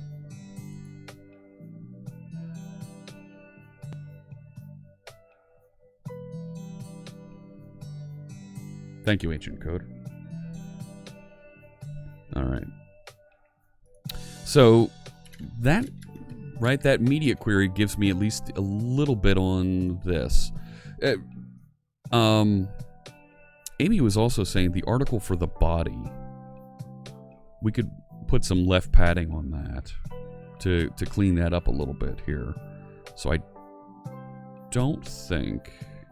Ooh, what's this down here? Hang on. Stop the press. What happened here? This is exactly the kind of thing that we need to do. Yes. All right. I'm going to need to come back to that. I'm working up here. The article... I think we always want the article, right? So when we have main, the first article, right? We should have padding left, and let's give it 10 pixels to start, right? So that we get a little bit of bump out there. That's better. A little bit of space, right? That makes it a little bit more comfortable there to work with.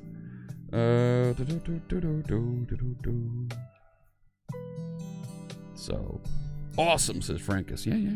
I think so too. So the title we do want to move around. I think that's the right thing to do. Right, this bar where we will have that collapse button, we want to span the entire width of the screen and collapse the menu off the left. Right? So that's definitely a thing. Yeah. But we're moving things around now.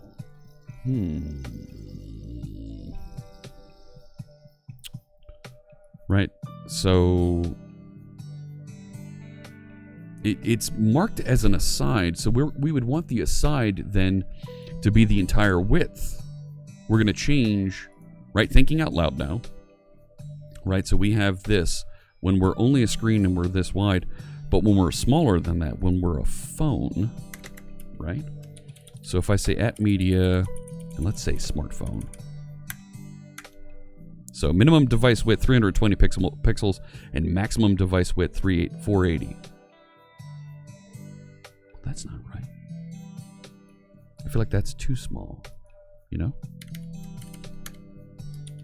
What else do we have in the box here? Large, no, not a large screen. Snap mode. Snap mode?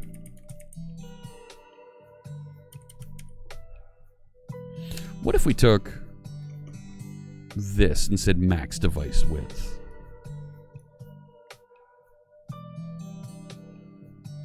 Right? Wouldn't that give me... Right, if I turn this around and make this max device width, doesn't that give me a phone? I think that gives me something that's more phone-ish. Hey, TBD Gamer, good to see you, my friend. All right, do a little formatting there. Yeah. 767.98. Eladrix, hello. Happy Sunday, everybody. Good to see you.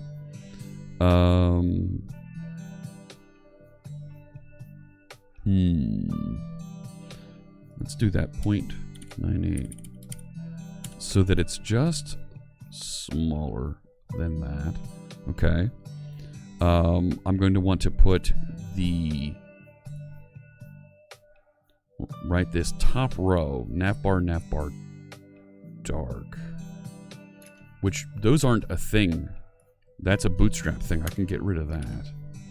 But this top row, I actually want to make the entire thing. I want to make that the full width of the app. Which means that I want to make the aside the full width, right? So, right, I'm going to get rid of the columns here. I want to make it one column for the app. So, I think I can get rid of that. I can also start moving things that are common layout outside of the media query so that it's always available, always applied to everything. So I think I want to take those, this, and that. Move that up here so that our app, right, everything that's inside of here is defined appropriately for everything, right? Everybody always gets that this is relative. It's a grid for the entire app. The footer, thinking. I'm going to copy this whole thing just as a start. And then chuck some things overboard. Like the grid column, text align center, display flex, yes. Align center, yes. Yes. But the grid rows we'll get rid of. Come back down here.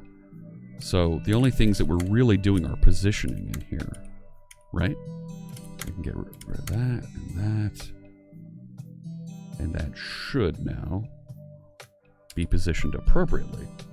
Most phones media min width 320, max width 480.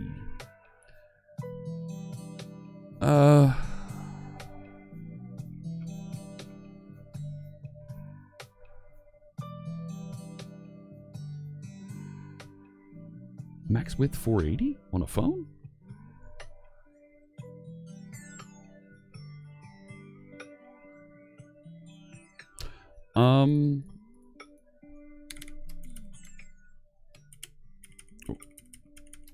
I can do that, but I'm going to hold you to it. I'm going to hold you to it there. Right, that's what I got when I chose media smartphone. Right, and I grabbed that snippet. So I got min device width and max device width, not just width. But I will, I can start with that. Let's see what we come up with.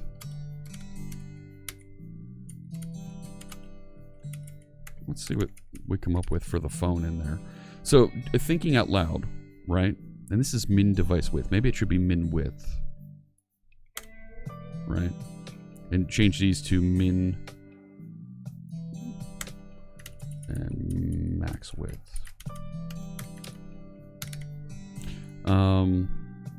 So now if I take, let's take these first couple here that we know something about.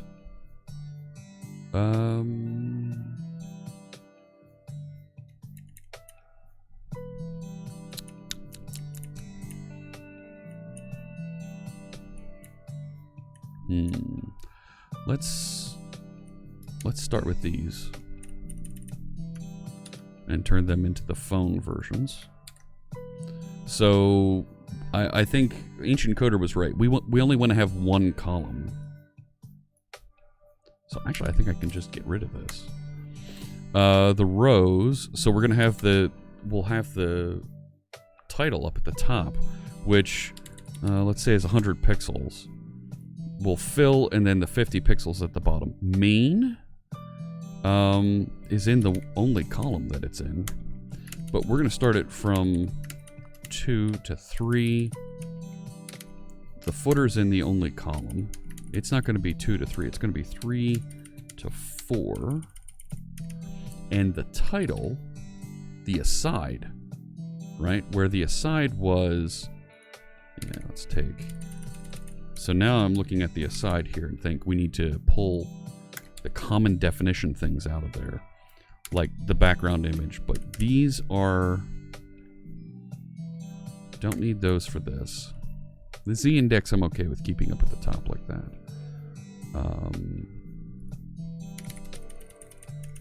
Which means I don't need that.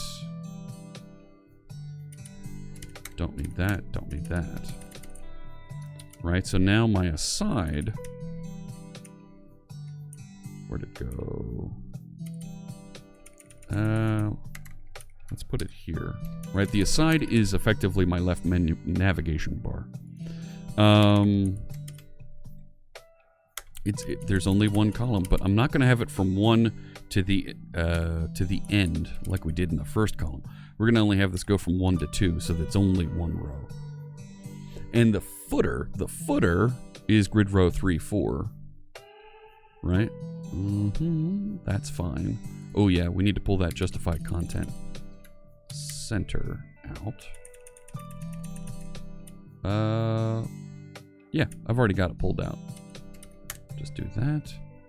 So the footer, I don't need that. Now it should flex appropriately if I've done it right. That's a big if. Hey. Did I purposely get rid of the background of main? Did I purposely? Yeah, I did. I purposely did that. I don't know. I don't remember. Okay. So now then, when I shrink this down... All right. That's better. That's better. It's doing the collapse thing.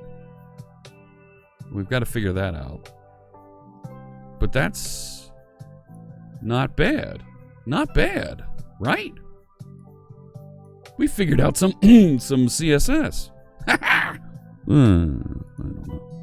We're still getting there, right? It does look. I agree, TBD Gamer. It's looking better. Colors, design, need to work on.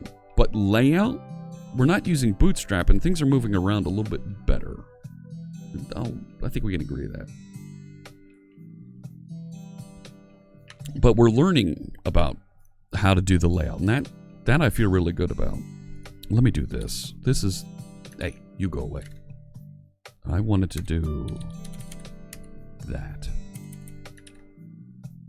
Right, that was something that I was like, oh, I want to make that an @ copy. You know? Wait, that's not even the right one. No, don't restart yet. No, Carol Ann, don't. Like that.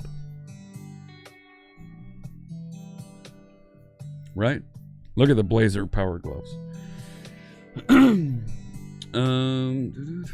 Where did it go? I just want to take a quick look. Wear a different hat. We did that for Tool Wolf. Switching over to the Geek hat. Nobody wants me to change font. Alright. We'll hold on. CSS and layout devs are another breed, says Orentheon. You are not wrong. Amy really taught us a lot the other day, and I want to make sure that I give her credit for opening our eyes to a little bit of how this works. You know, I feel like we need a logo up in here. We handle that a little bit better. The login I'd like to pin to the bottom down here so that login is kind of, or separate it somehow from the rest of this. Our ordered list I want to make look a little bit more stylish there. A little bit more tech, I don't know. But of course our copyright looks hideous down there. You know? I feel like I want that to overlay the whole thing. Let me take care of that. Right, that was up in here. Right, the footer had a Z index. Well, yeah. Let's move this up to here so the footer overlays. Right, now the footer should go all the way across. Yeah.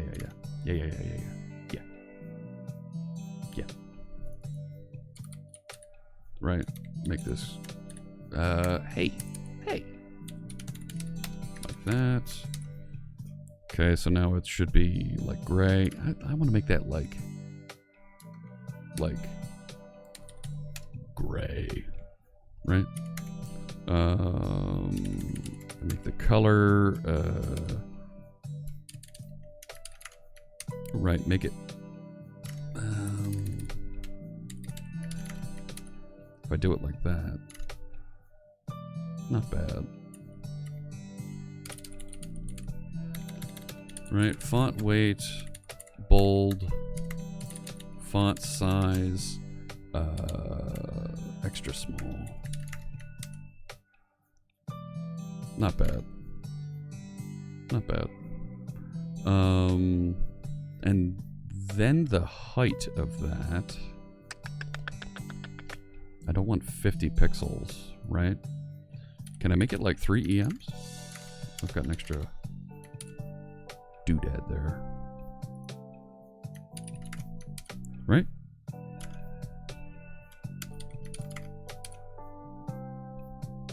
A little bit too small for me. But I want it to be kind of, you know. Starting to become a big fan of the grid, says Webface CA. Let me highlight that. That's a good comment. Glad you caught the stream. Well, thank you. I definitely want to cut out some of the things that we've learned here. Edit it together as, you know, hey, here's some of the things that we've learned about CSS Grid as we've gone along here, because I'm definitely learning things, you know. So, and I'm keeping an eye on things here. It's our Sunday morning stream. So we've got friends out there that are about to pick up and start streaming. I want to make sure that we raid over and catch up with those folks. And don't keep you over here. And be able to make sure that we share some of the love to some of the other live coders. They're going to be coming online here. All right. So I would at some point like to put information about the server that this is running on down here, or the version number that this is, so that we can tell when we deploy what version is running on which service. So close. 9.8K. Oh yeah. Folks saving up for those voiceovers.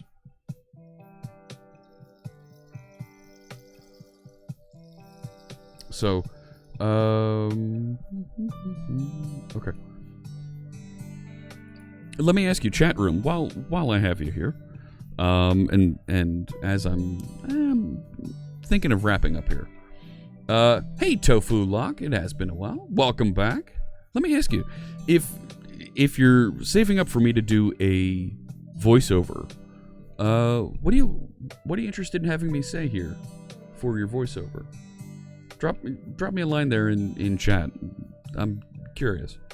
Brave Cobra asks, am I going to use the single node local Kubernetes cluster of Docker for desktop, or a full AKS cluster to code with? That is a really good question. That is a really good question from Brave Cobra. So a K8's cluster, that's a Kubernetes cluster. You'll see K8S as an abbreviation for Kubernetes. That's a cluster of containers. A cluster of virtual machines that are running the application. Or use a full AKS cluster. AKS is the Azure Kubernetes service. It'll be running out in the cloud that you can connect to. I think that's a good question for our friend Jessica Dean when she joins us. I'm really looking forward to having her join us, because she has a great way of explaining Kubernetes. Well, no, and then no, in a way that makes folks like me understand it a little bit better. I'm not gonna. You want me to record and then? Is that what you want me to record for the voiceover?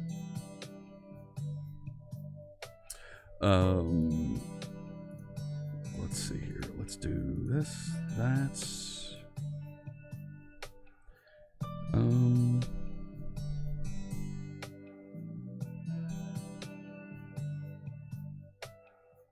Let me see. All right, let's do this. So this sizes very nicely. Let's see if we can fix that title up at the top there. Right, and even right when we shrink this down, right, we want to have these other menu items disappear. Right, and that's not really the right size when we're in mobile sizing here, right, for the footer, right, and that's above, that's out here. Where's the footer? That's right.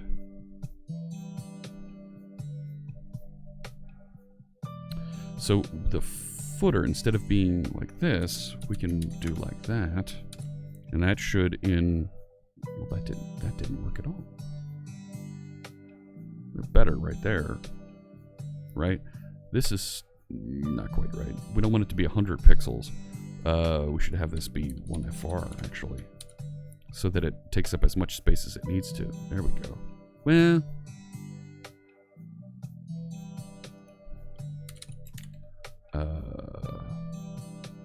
somewhere between, right, 20 EM.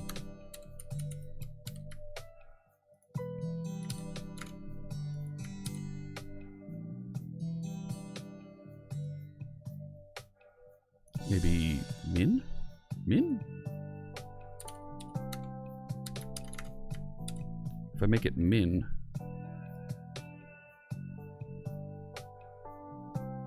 Now, that's weird to me that it is all... Make it a half?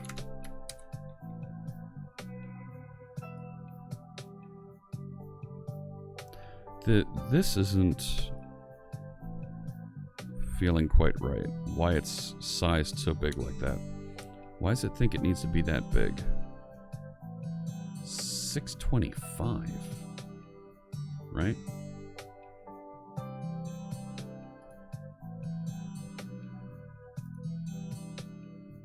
That feels weird. Should nav menu be vertical? Yes. Yes. When we're at this size, but we should have it appear when need be. Right? It shouldn't always be there. It should disappear. Right? So that when you click it, it actually pops out and appears.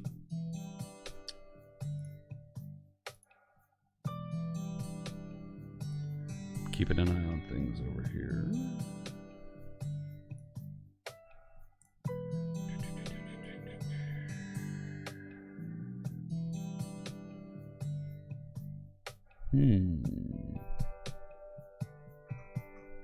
And collapse into a hamburger. Yep. Yep. I agree. Trying to keep an eye on things here, so when our friend NoOpCat goes live, we can be sure to wrap up and raid her stream. So, right, the title is here, right, and let's just call this brand. I don't need to call it Navbar brand. I know what it is. Right, and this came out of a font before. For the button, but it's never showing that. Right, the button isn't appearing properly. Right, so I think this, right, isn't, well, it's there right now. Right, but I think that's only appearing because it's, where is it? It's here somewhere. There it is. Navbar toggler. That's not the only place it is it? Right. There it is. So display none when it's in the larger. So I feel like this I need to merge with the stuff up at the top. I don't remember this being dropped in here. So let's take this. Thank you for the follow. Mandalorian Artist. Ooh, did you work on the show that's coming up? Let me know. I'd be very interested to hear about that. Okay. So yeah, this we're gonna need to do something with. I don't know what. Sorry, you're kind of light. What program am I using? This is Visual Studio 2019 that we're using. A lot of folks like Visual Studio Code, but I'm building a little bit with ASP.NET Core. Yeah, the voiceover is 25. I pushed it out because I didn't want folks to be able to get it after a week of watching. Hey, listen. Seuss isn't streaming today. She's off again. Ah, okay. Well, you know what I'm gonna do then? It was like the first day it was 10K. I saw how fast folks were accruing FritzBits, the channel points, and I pushed it out just a little bit. So it would take a good few weeks of me streaming to be able to acquire one. I want to make that something that folks really stuck around to save up for. Yeah, you can't share channel points, which is its own thing, right? That feels weird. Sidebar I think went away, didn't it? Let me think. So the title, the top row here, really is all that I want to be visible.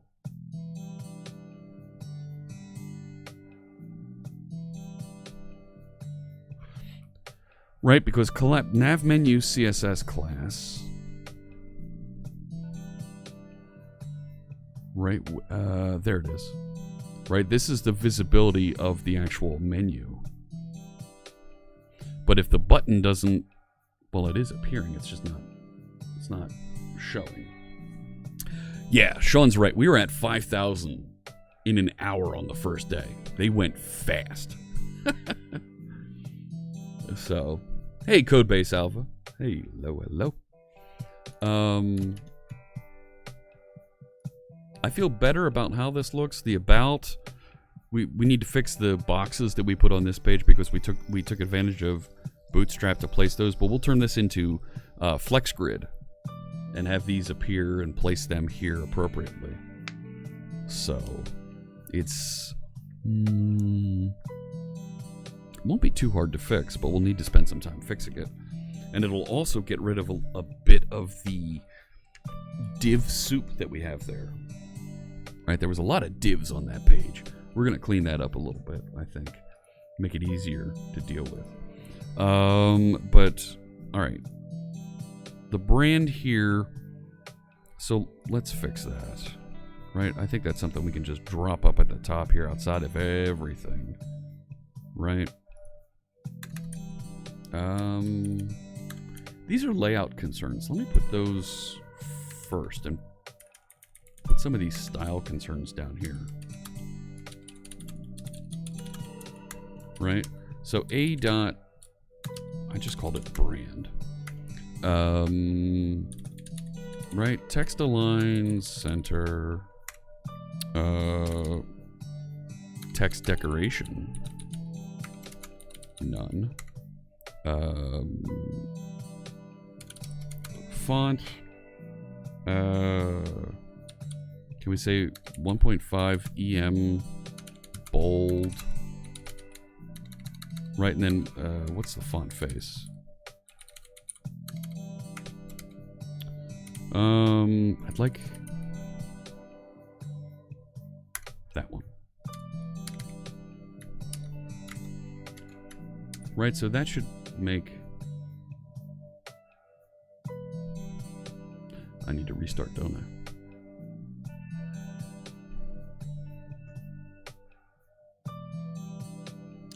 Boom Boom, ask a question. Do I think C# would be better with a strict comparison operator for reference types, like the triple equals that you see in JavaScript? You can do a strict comparison to see if they're the same, right? Because there's, right, you're trying to do that complete comparison. You can get hash code and compare. There is a way to do that test. And off the top of my head, I'm blanking on how you do that. So that worked. It's not centered. I'm blanking on the way to do that strict comparison. Is will compare against a type. It won't compare against the full thing that you have there. Let's see if we can get this formatted a little bit nicer here. Isn't quite the answer for what you're looking for. This one right here. Background color transparent. Yeah, that's fine. Up here. Right. I want to make the color for right now white for my brand. Padding.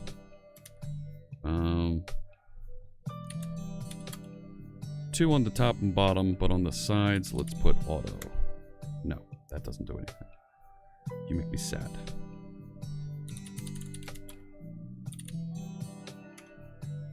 No. Do I want that to be margin? No. Darn it, how do I do that center? Bootstrap grid. Oh my goodness. Oh my goodness. Greetings, my excellent friend. John Galloway is here. Good. Actually, I think it's good evening, my friend. You're outside the States right now, aren't you? Margin auto should help. That's what I thought. Right? But it's not centering that. Right? Even if I get rid of the position, right? It's not doing the thing. Right? If I get rid of that, no. Do I need to make it display block? Is that what I'm thinking here? Nope. Width 100%.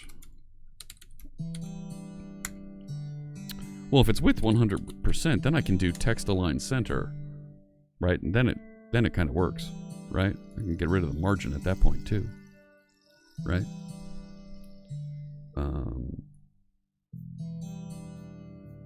I mean, that kind of does the thing.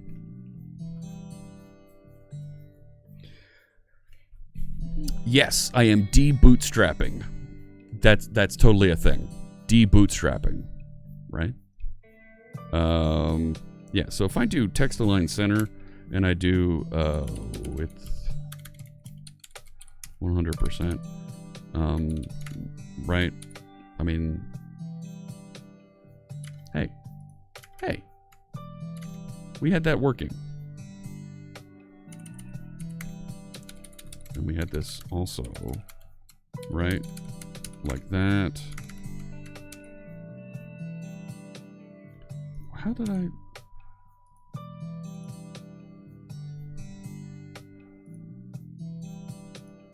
It was this. Why don't you like that? Since it has a display of inline. Alright. So we do have to put that display inline block. Good call.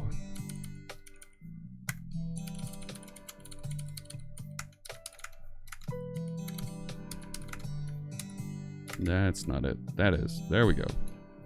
I feel like it could use a little bit of breathing room underneath of it. You know what I mean? You know what I mean?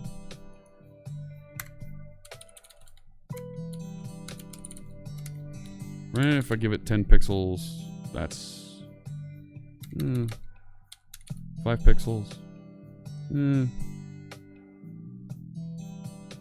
I know, let's do the thing. Is de-bootstrapping a teardown?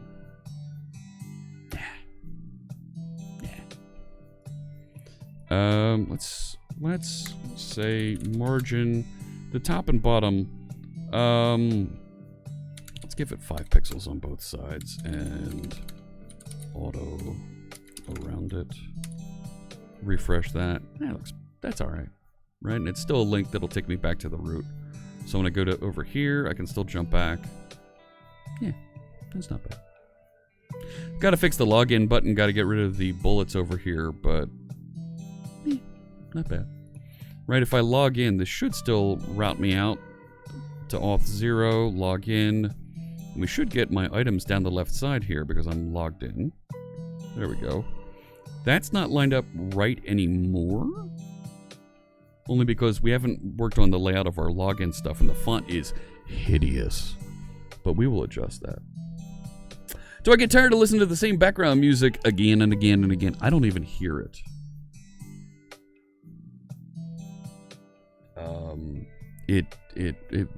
You want me to make a change? We can change that. Here, let's do this. Let's do this. We'll go over here. Rubes is now hosting the stream. Thanks so much. Appreciate the host bringing over 5 viewers. What do you think of that? Is that better music? Is that better? Oh, we're doing great, Rubes. And I hope I'm pronouncing your name correctly. You like this one better? All right, we'll go with this one for a little bit. Maybe we need to make that change the music redemption for folks. First guy actually singing right. Oh my goodness. Well, thank you, Rubes. It's good to see you. I appreciate you joining us here in the channel. What were you working on over there on your channel? Right? I'm assuming that was right. You were doing something over there. I'm guessing. I don't know. I could be completely wrong. Welcome back, friends, to the delicious dish. No, I don't. That's totally a thing. Is it a thing? Let's say it's a thing and call it a day. Right? Let's do this. Holy cannoli! Anonymous just gifted 10 subs. Oh my goodness. Thank you so much. To the anonymous gifter, thank you very, very much. 10 gifters, 10 gifts. We're going to make donations to St. Jude Children's Research Hospital for that. And, oh my goodness. I'm floored. So many gift subs today. Connor Dev, NMK TV, is that Twixus? Selva Salapin, Await Task, Peppy K30, is that Kellogg's? 8-layer portal, 1 free Kevin, oh no free Kevin, Rouser43, congratulations, you just got gift subs from an anonymous donor. Thank you so much. We'll make donations, and you're gonna get 17 emotes that you can use everywhere on Twitch. Ads will be turned off on the channel, and best of all, you get to throw emotes at my face. It's true. Just like the Blazer Power Glove that went by there. Thank you so much for that, and I hope you decide to stick around. You decide to extend those subs, because it means we'll just make another donation. And it's just that easy to help support our community beyond just watching here on the channel. Thank you so much to our anonymous gifter friend. I really appreciate your generosity. So let me see. Let me clean up these last couple things here. See if we can do something quickly with our nav menu over here to make this look a little bit better, and we'll call it a day at that point. I think I want to make the login bits appear just a little bit lower beyond that. So that's inside of a class called login. You were just playing the new Call of Duty. What are we coding today? So I've been working on this distributed chatbot concept, and it's got a very overly basic layout here that we've been dealing with that, quite frankly, is too simple. And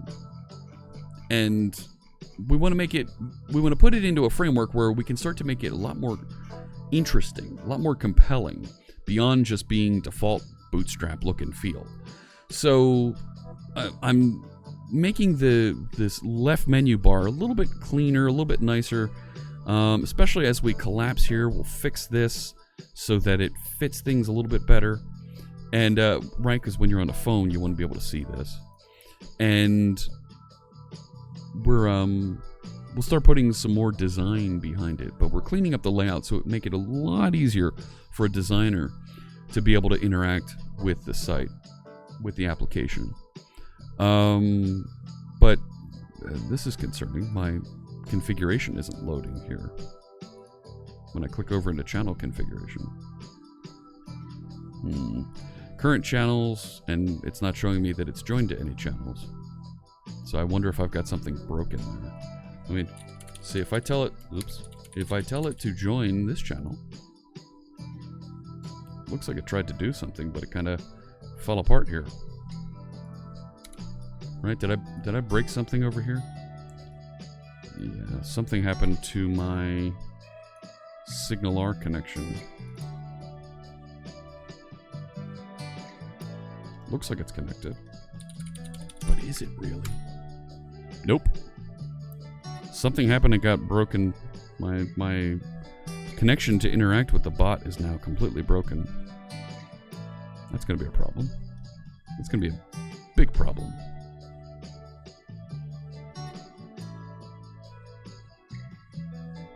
Right? Oh my goodness. Friends. Hey, Mom! We get some meatloaf! We want it now! The meatloaf! The meatloaf. Ma? Doing?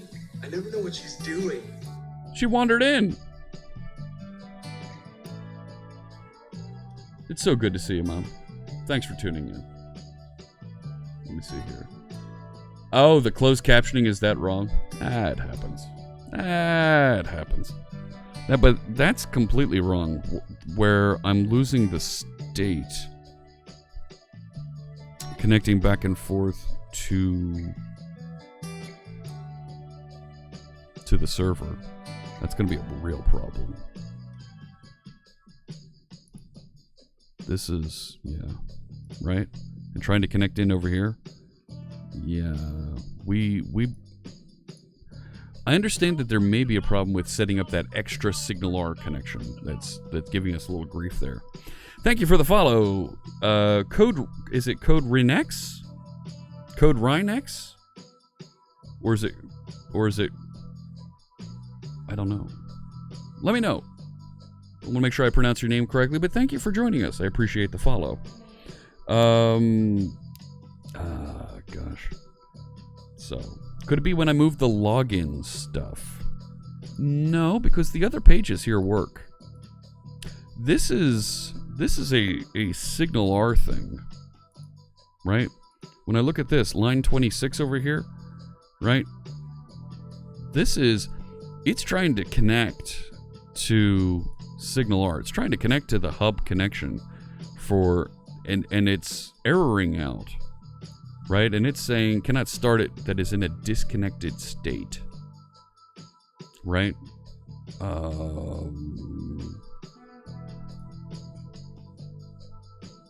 And the fact I can't even get into the configuration here, the channel configuration, if I do a hard refresh there, right?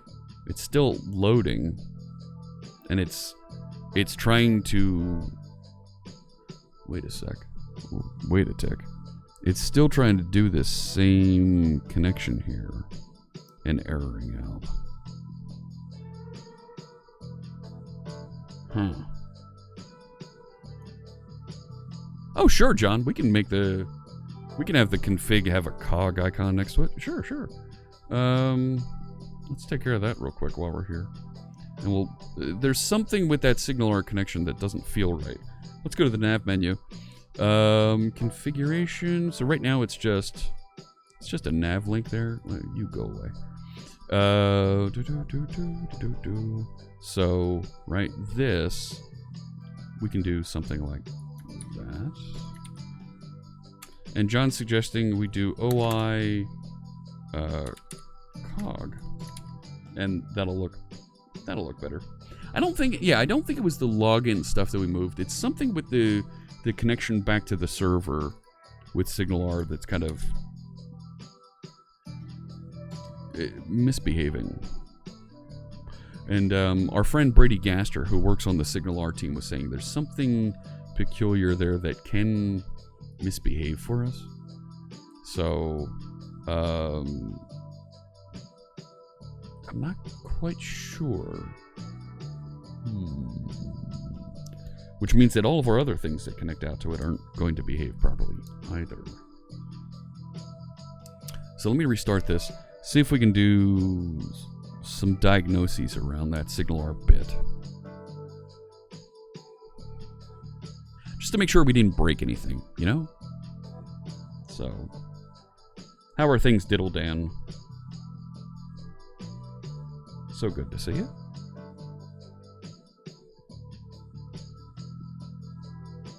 Come on, go. Do the thing. Right? There we go. Now you got, you like that, John? You got your cogs. You got your cogs in here. Right? Totally a thing. And it highlights nicely too. Okay, that's totally a thing. But it's Right, we hit this and it's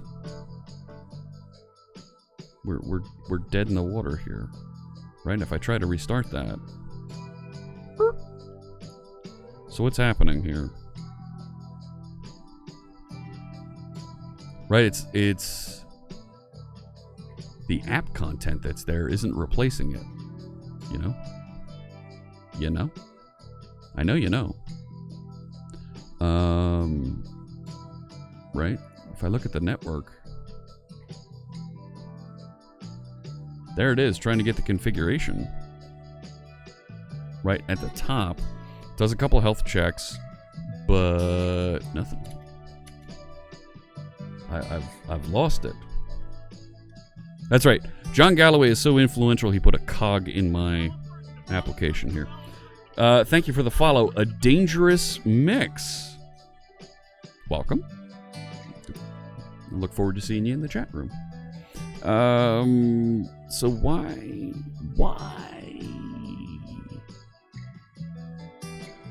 I mean, clearly these other ones that are going to just basic components are working. It's when it's going down into something here that is a little bit more complex that it's choking. I don't know why. Zarcam, hello. Thanks for joining in. Hey there, a Dangerous Mix. Let me, while I'm doing layout things, let me do the layout bit and come back to this. This bothers me that all of a sudden Blazor server side, and I've got no errors over here, right? I don't see any. There would be red text over here that says fail or error, right? I've got no errors reported here, so something else is going on. Strange things. Wait a sec. I've actually got that as a clip. Hang on. Wait a sec. Hang on. Stop. There's a thing here. I know there is. Yeah. The fact that there's no errors here, it makes me think. Strange things are afoot at the Circle K. See that? See that? Now, I was testing this out. Let me know what you think about this. When stuff like this happens, it makes me angry. It makes me really angry. And you wouldn't like me when I'm angry. See, that's a thing. What do you think, right? I've gone completely Hulk like that, right? Is that too much? Too much? What do you think? Yeah, see that? Got your attention. So, just right, says a Dangerous Mix. There you go. Somebody was also suggesting that actually our friend Ellie-Face was suggesting, right? Oh my, indeed. That when the horse's sound effects play, have a horse gallop across the screen and just wipe the entire screen. And that would be, right, when the horse is whinnying, it just wipes the screen. So, 80s style, yeah, 80s Hulk style, you know? Just take over that thing. I don't know. So the fact that there's no errors here worries me about the signal-R interaction, right? And that's what's giving us the live ability to paint this information on screen. So we're going to have to come back to that. Let me fix the layout over here, right? Yeah, that's totally a thing. So let me go back over here. The nav menu is a series of these LI class nav items. And, right, I don't even think I need the nav item deal anymore, do I? Because I've de-bootstrapified, de-unbootstrapified. You keep using the word. I don't think it means what you think it means. No, it does. I'm removing all the bootstrappiness of it. Bootstrapified? It's illegal in 9 countries. Yes. Yep, we're going to do that. List style none, margin left 0. Agreed. But I want to get rid of some of these other things that I don't need on here. So if I go after ul.nav and I apply that setting to it, right? So if we say somewhere here, ul.nav, I like list style none, margin left 0. That should at least get rid of some of this nonsense over here. I still have to do the margin left. I think it's on the LIs. Is that right? ul.nav, li, right? Margin left, 0. Right, and that'll push it all the way over to the left. Still no. You make me sad. What did I do wrong here? right? This, you. Why aren't you all the way to the left? Don't you know? Yeah. Okay, so that UL padding 40 pixels on the left.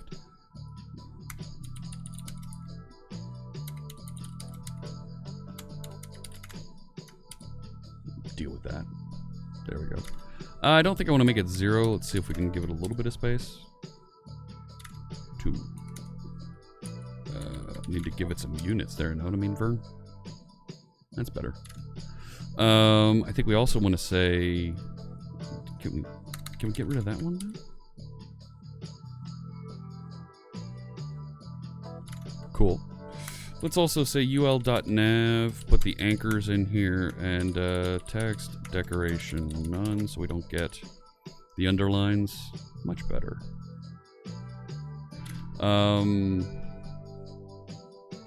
Is that the highlight there? What's that highlight on? Let's take a look at that. That's a nav dash link. I think we want to put some. I think we want to put some padding around the inside of that, so it's a little bit, right? So it's a little bit nav item A, right? Can we say padding 3 pixels, something like that? It's a little bit of space. Can we give it some more? What happens if we go to like 10? Now that's just crazy. 5? 5 is good. 5 is good. That's a lot of padding. Yes, it is. Yes, it is, my friend. All right, that's coming out of Site CSS, line 121. Nav item A. Padding. What's a rem? Are we just inventing units in CSS now?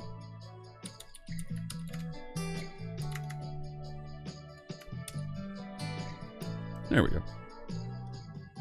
But should it cover the whole width? What if we did this? Right?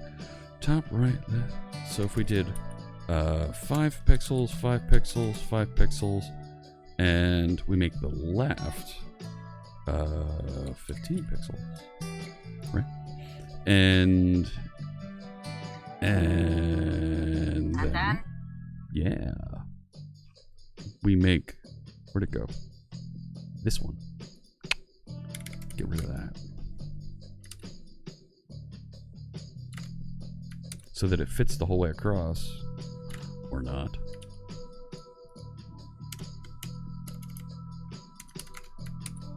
Right? Put it all the way up against the left side. Now, hey. Alright. Now we're cooking with gas.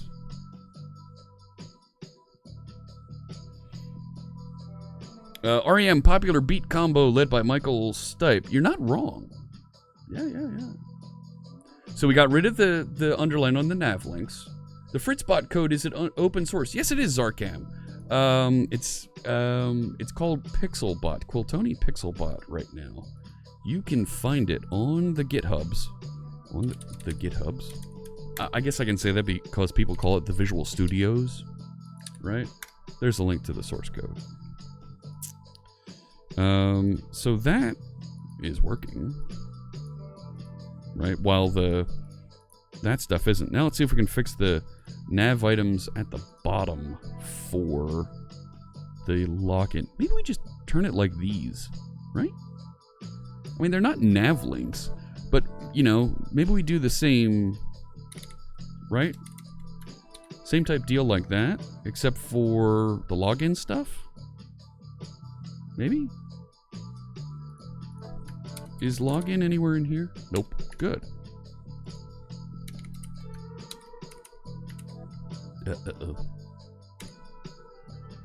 Where was it? Right there. Not flex column. Oh, login. Yeah. Take this. Put it on top of that one. Right? So I've got that LI. else. Actually, that should be 2 LIs, shouldn't it? Instead of that text. Right? No! No! You fool! That's better. Alright. So then if I do the same deal here... Thank you, Visual Studio, for formatting my code. I really appreciate it. There we go. Right? That's a thing. I need to restart. Because I changed my layout. The go-to statement is still around. We just yell at you if you use it. This is true. Didn't mean to sound aggressive. Was meant to be a go-to joke. No, no, not at all. You're fine. You're fine.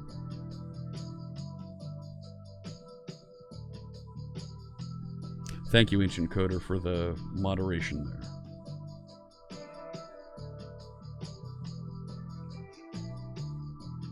Appreciate that. Uh-oh. What did I break?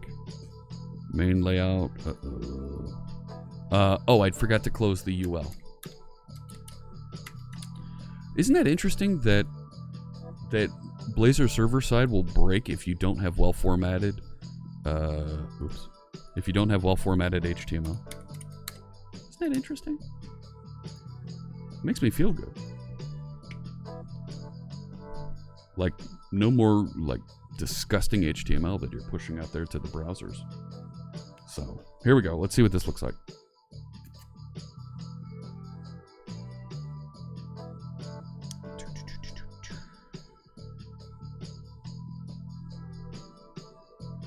And I'm feeling good. And I hope you are too. There we go. I don't know if I want those to be a full background like that. It's nice and separated here. And if I log out, right, that should turn back to saying log in. And it's kind of separated.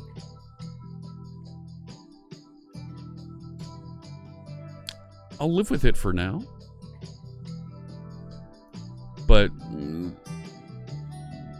it's better, right? It's better. These two, I probably want to shrink the size of it. But I think we're close there. Here's what I'm going to do for right now. Right? We've run long here. We've run almost 45 minutes longer than normal. Let's wrap things up here. Let's clean up. Right? I think we've got a good place where it looks better. It's not perfect, but we've got our layout in a better place. We still have to fix the About page. We need to fix this. But the bones around this, the control of the layout looks a lot better, and we can start to really remove Bootstrap from this entire application. And I'm happy about that, right? Because Bootstrap brings a lot of extra CSS in here that we don't really want. We don't really want to have to handle here. Right, if we just view this, open the folder, we take a look at, right, look at this. It's bringing 153K. That's minified into our browser. That's a lot of stuff for it to manage that, quite frankly, we don't need anymore. And I'm okay now with actually going over here and saying, you know what, let's remove Bootstrap entirely. Because it works without it. That's pretty good. That's really good. So I can actually even go up here and let's just delete the folder. It's not going to let me do that while it's running. Fine. I'm going to delete the folder. I don't need Bootstrap anymore. Yep. So that's very cool. I like deleting code, right? Making our applications better by subtracting code. So let me add in all the changes that we did here today. And let's make a commit. Continuing to simplify the layout and removed Bootstrap. I talked to our friends not our friend, they're not our friends yet. I talked to the folks at Yubico. about getting my hands on a YubiKey and some things that we're doing here in the community. And they're very, very interested in seeing what we're doing and possibly collaborating in the future. I'm going to push out those changes so they're available on my GitHub repository. Deleting code is always the best commit, says Diddle Dan. And let me also highlight. Agreed. Deleting code is always the best commit, and disunbootstrapification removal indeed. Thanks so much, everybody, for joining us. This was a lot of fun today. We had, my gosh, thank you so much to all the gift subs, all the cheers. Big cheers today. Thank you so much to our friend Pac-Man Jr. We had some anonymous gifts in there. Thank you so much, everybody, for hanging out, for having a good time together. You know what? Let's do a raid. Refactoring code is very, very cool. Let's set up the raid call. You know what? Let's relax. Let's do something a little bit different. Let me see. What do we want to do here? You'll be streaming later today, John Galloway. Oh, very cool. Let's go visit Tim Bodette. Tim's another one of the live coders, and Tim is working on some things with Twitch chat and stream overlays. Let me make sure I spell his name right.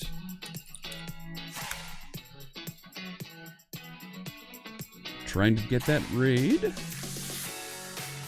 There we go. Thanks so much, everybody, for joining us. I will be back on Tuesday.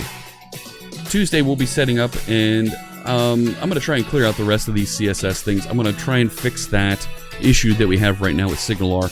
Tuesday we'll come back, and let's wire up that sub train. Let's get our train widget listening for subscriptions and firing appropriately and heading across the screen. Maybe we'll also do some work on making this work offline away from Twitch. Thanks so much, everybody. Say hi to Tim for me, and I'll see you Tuesday.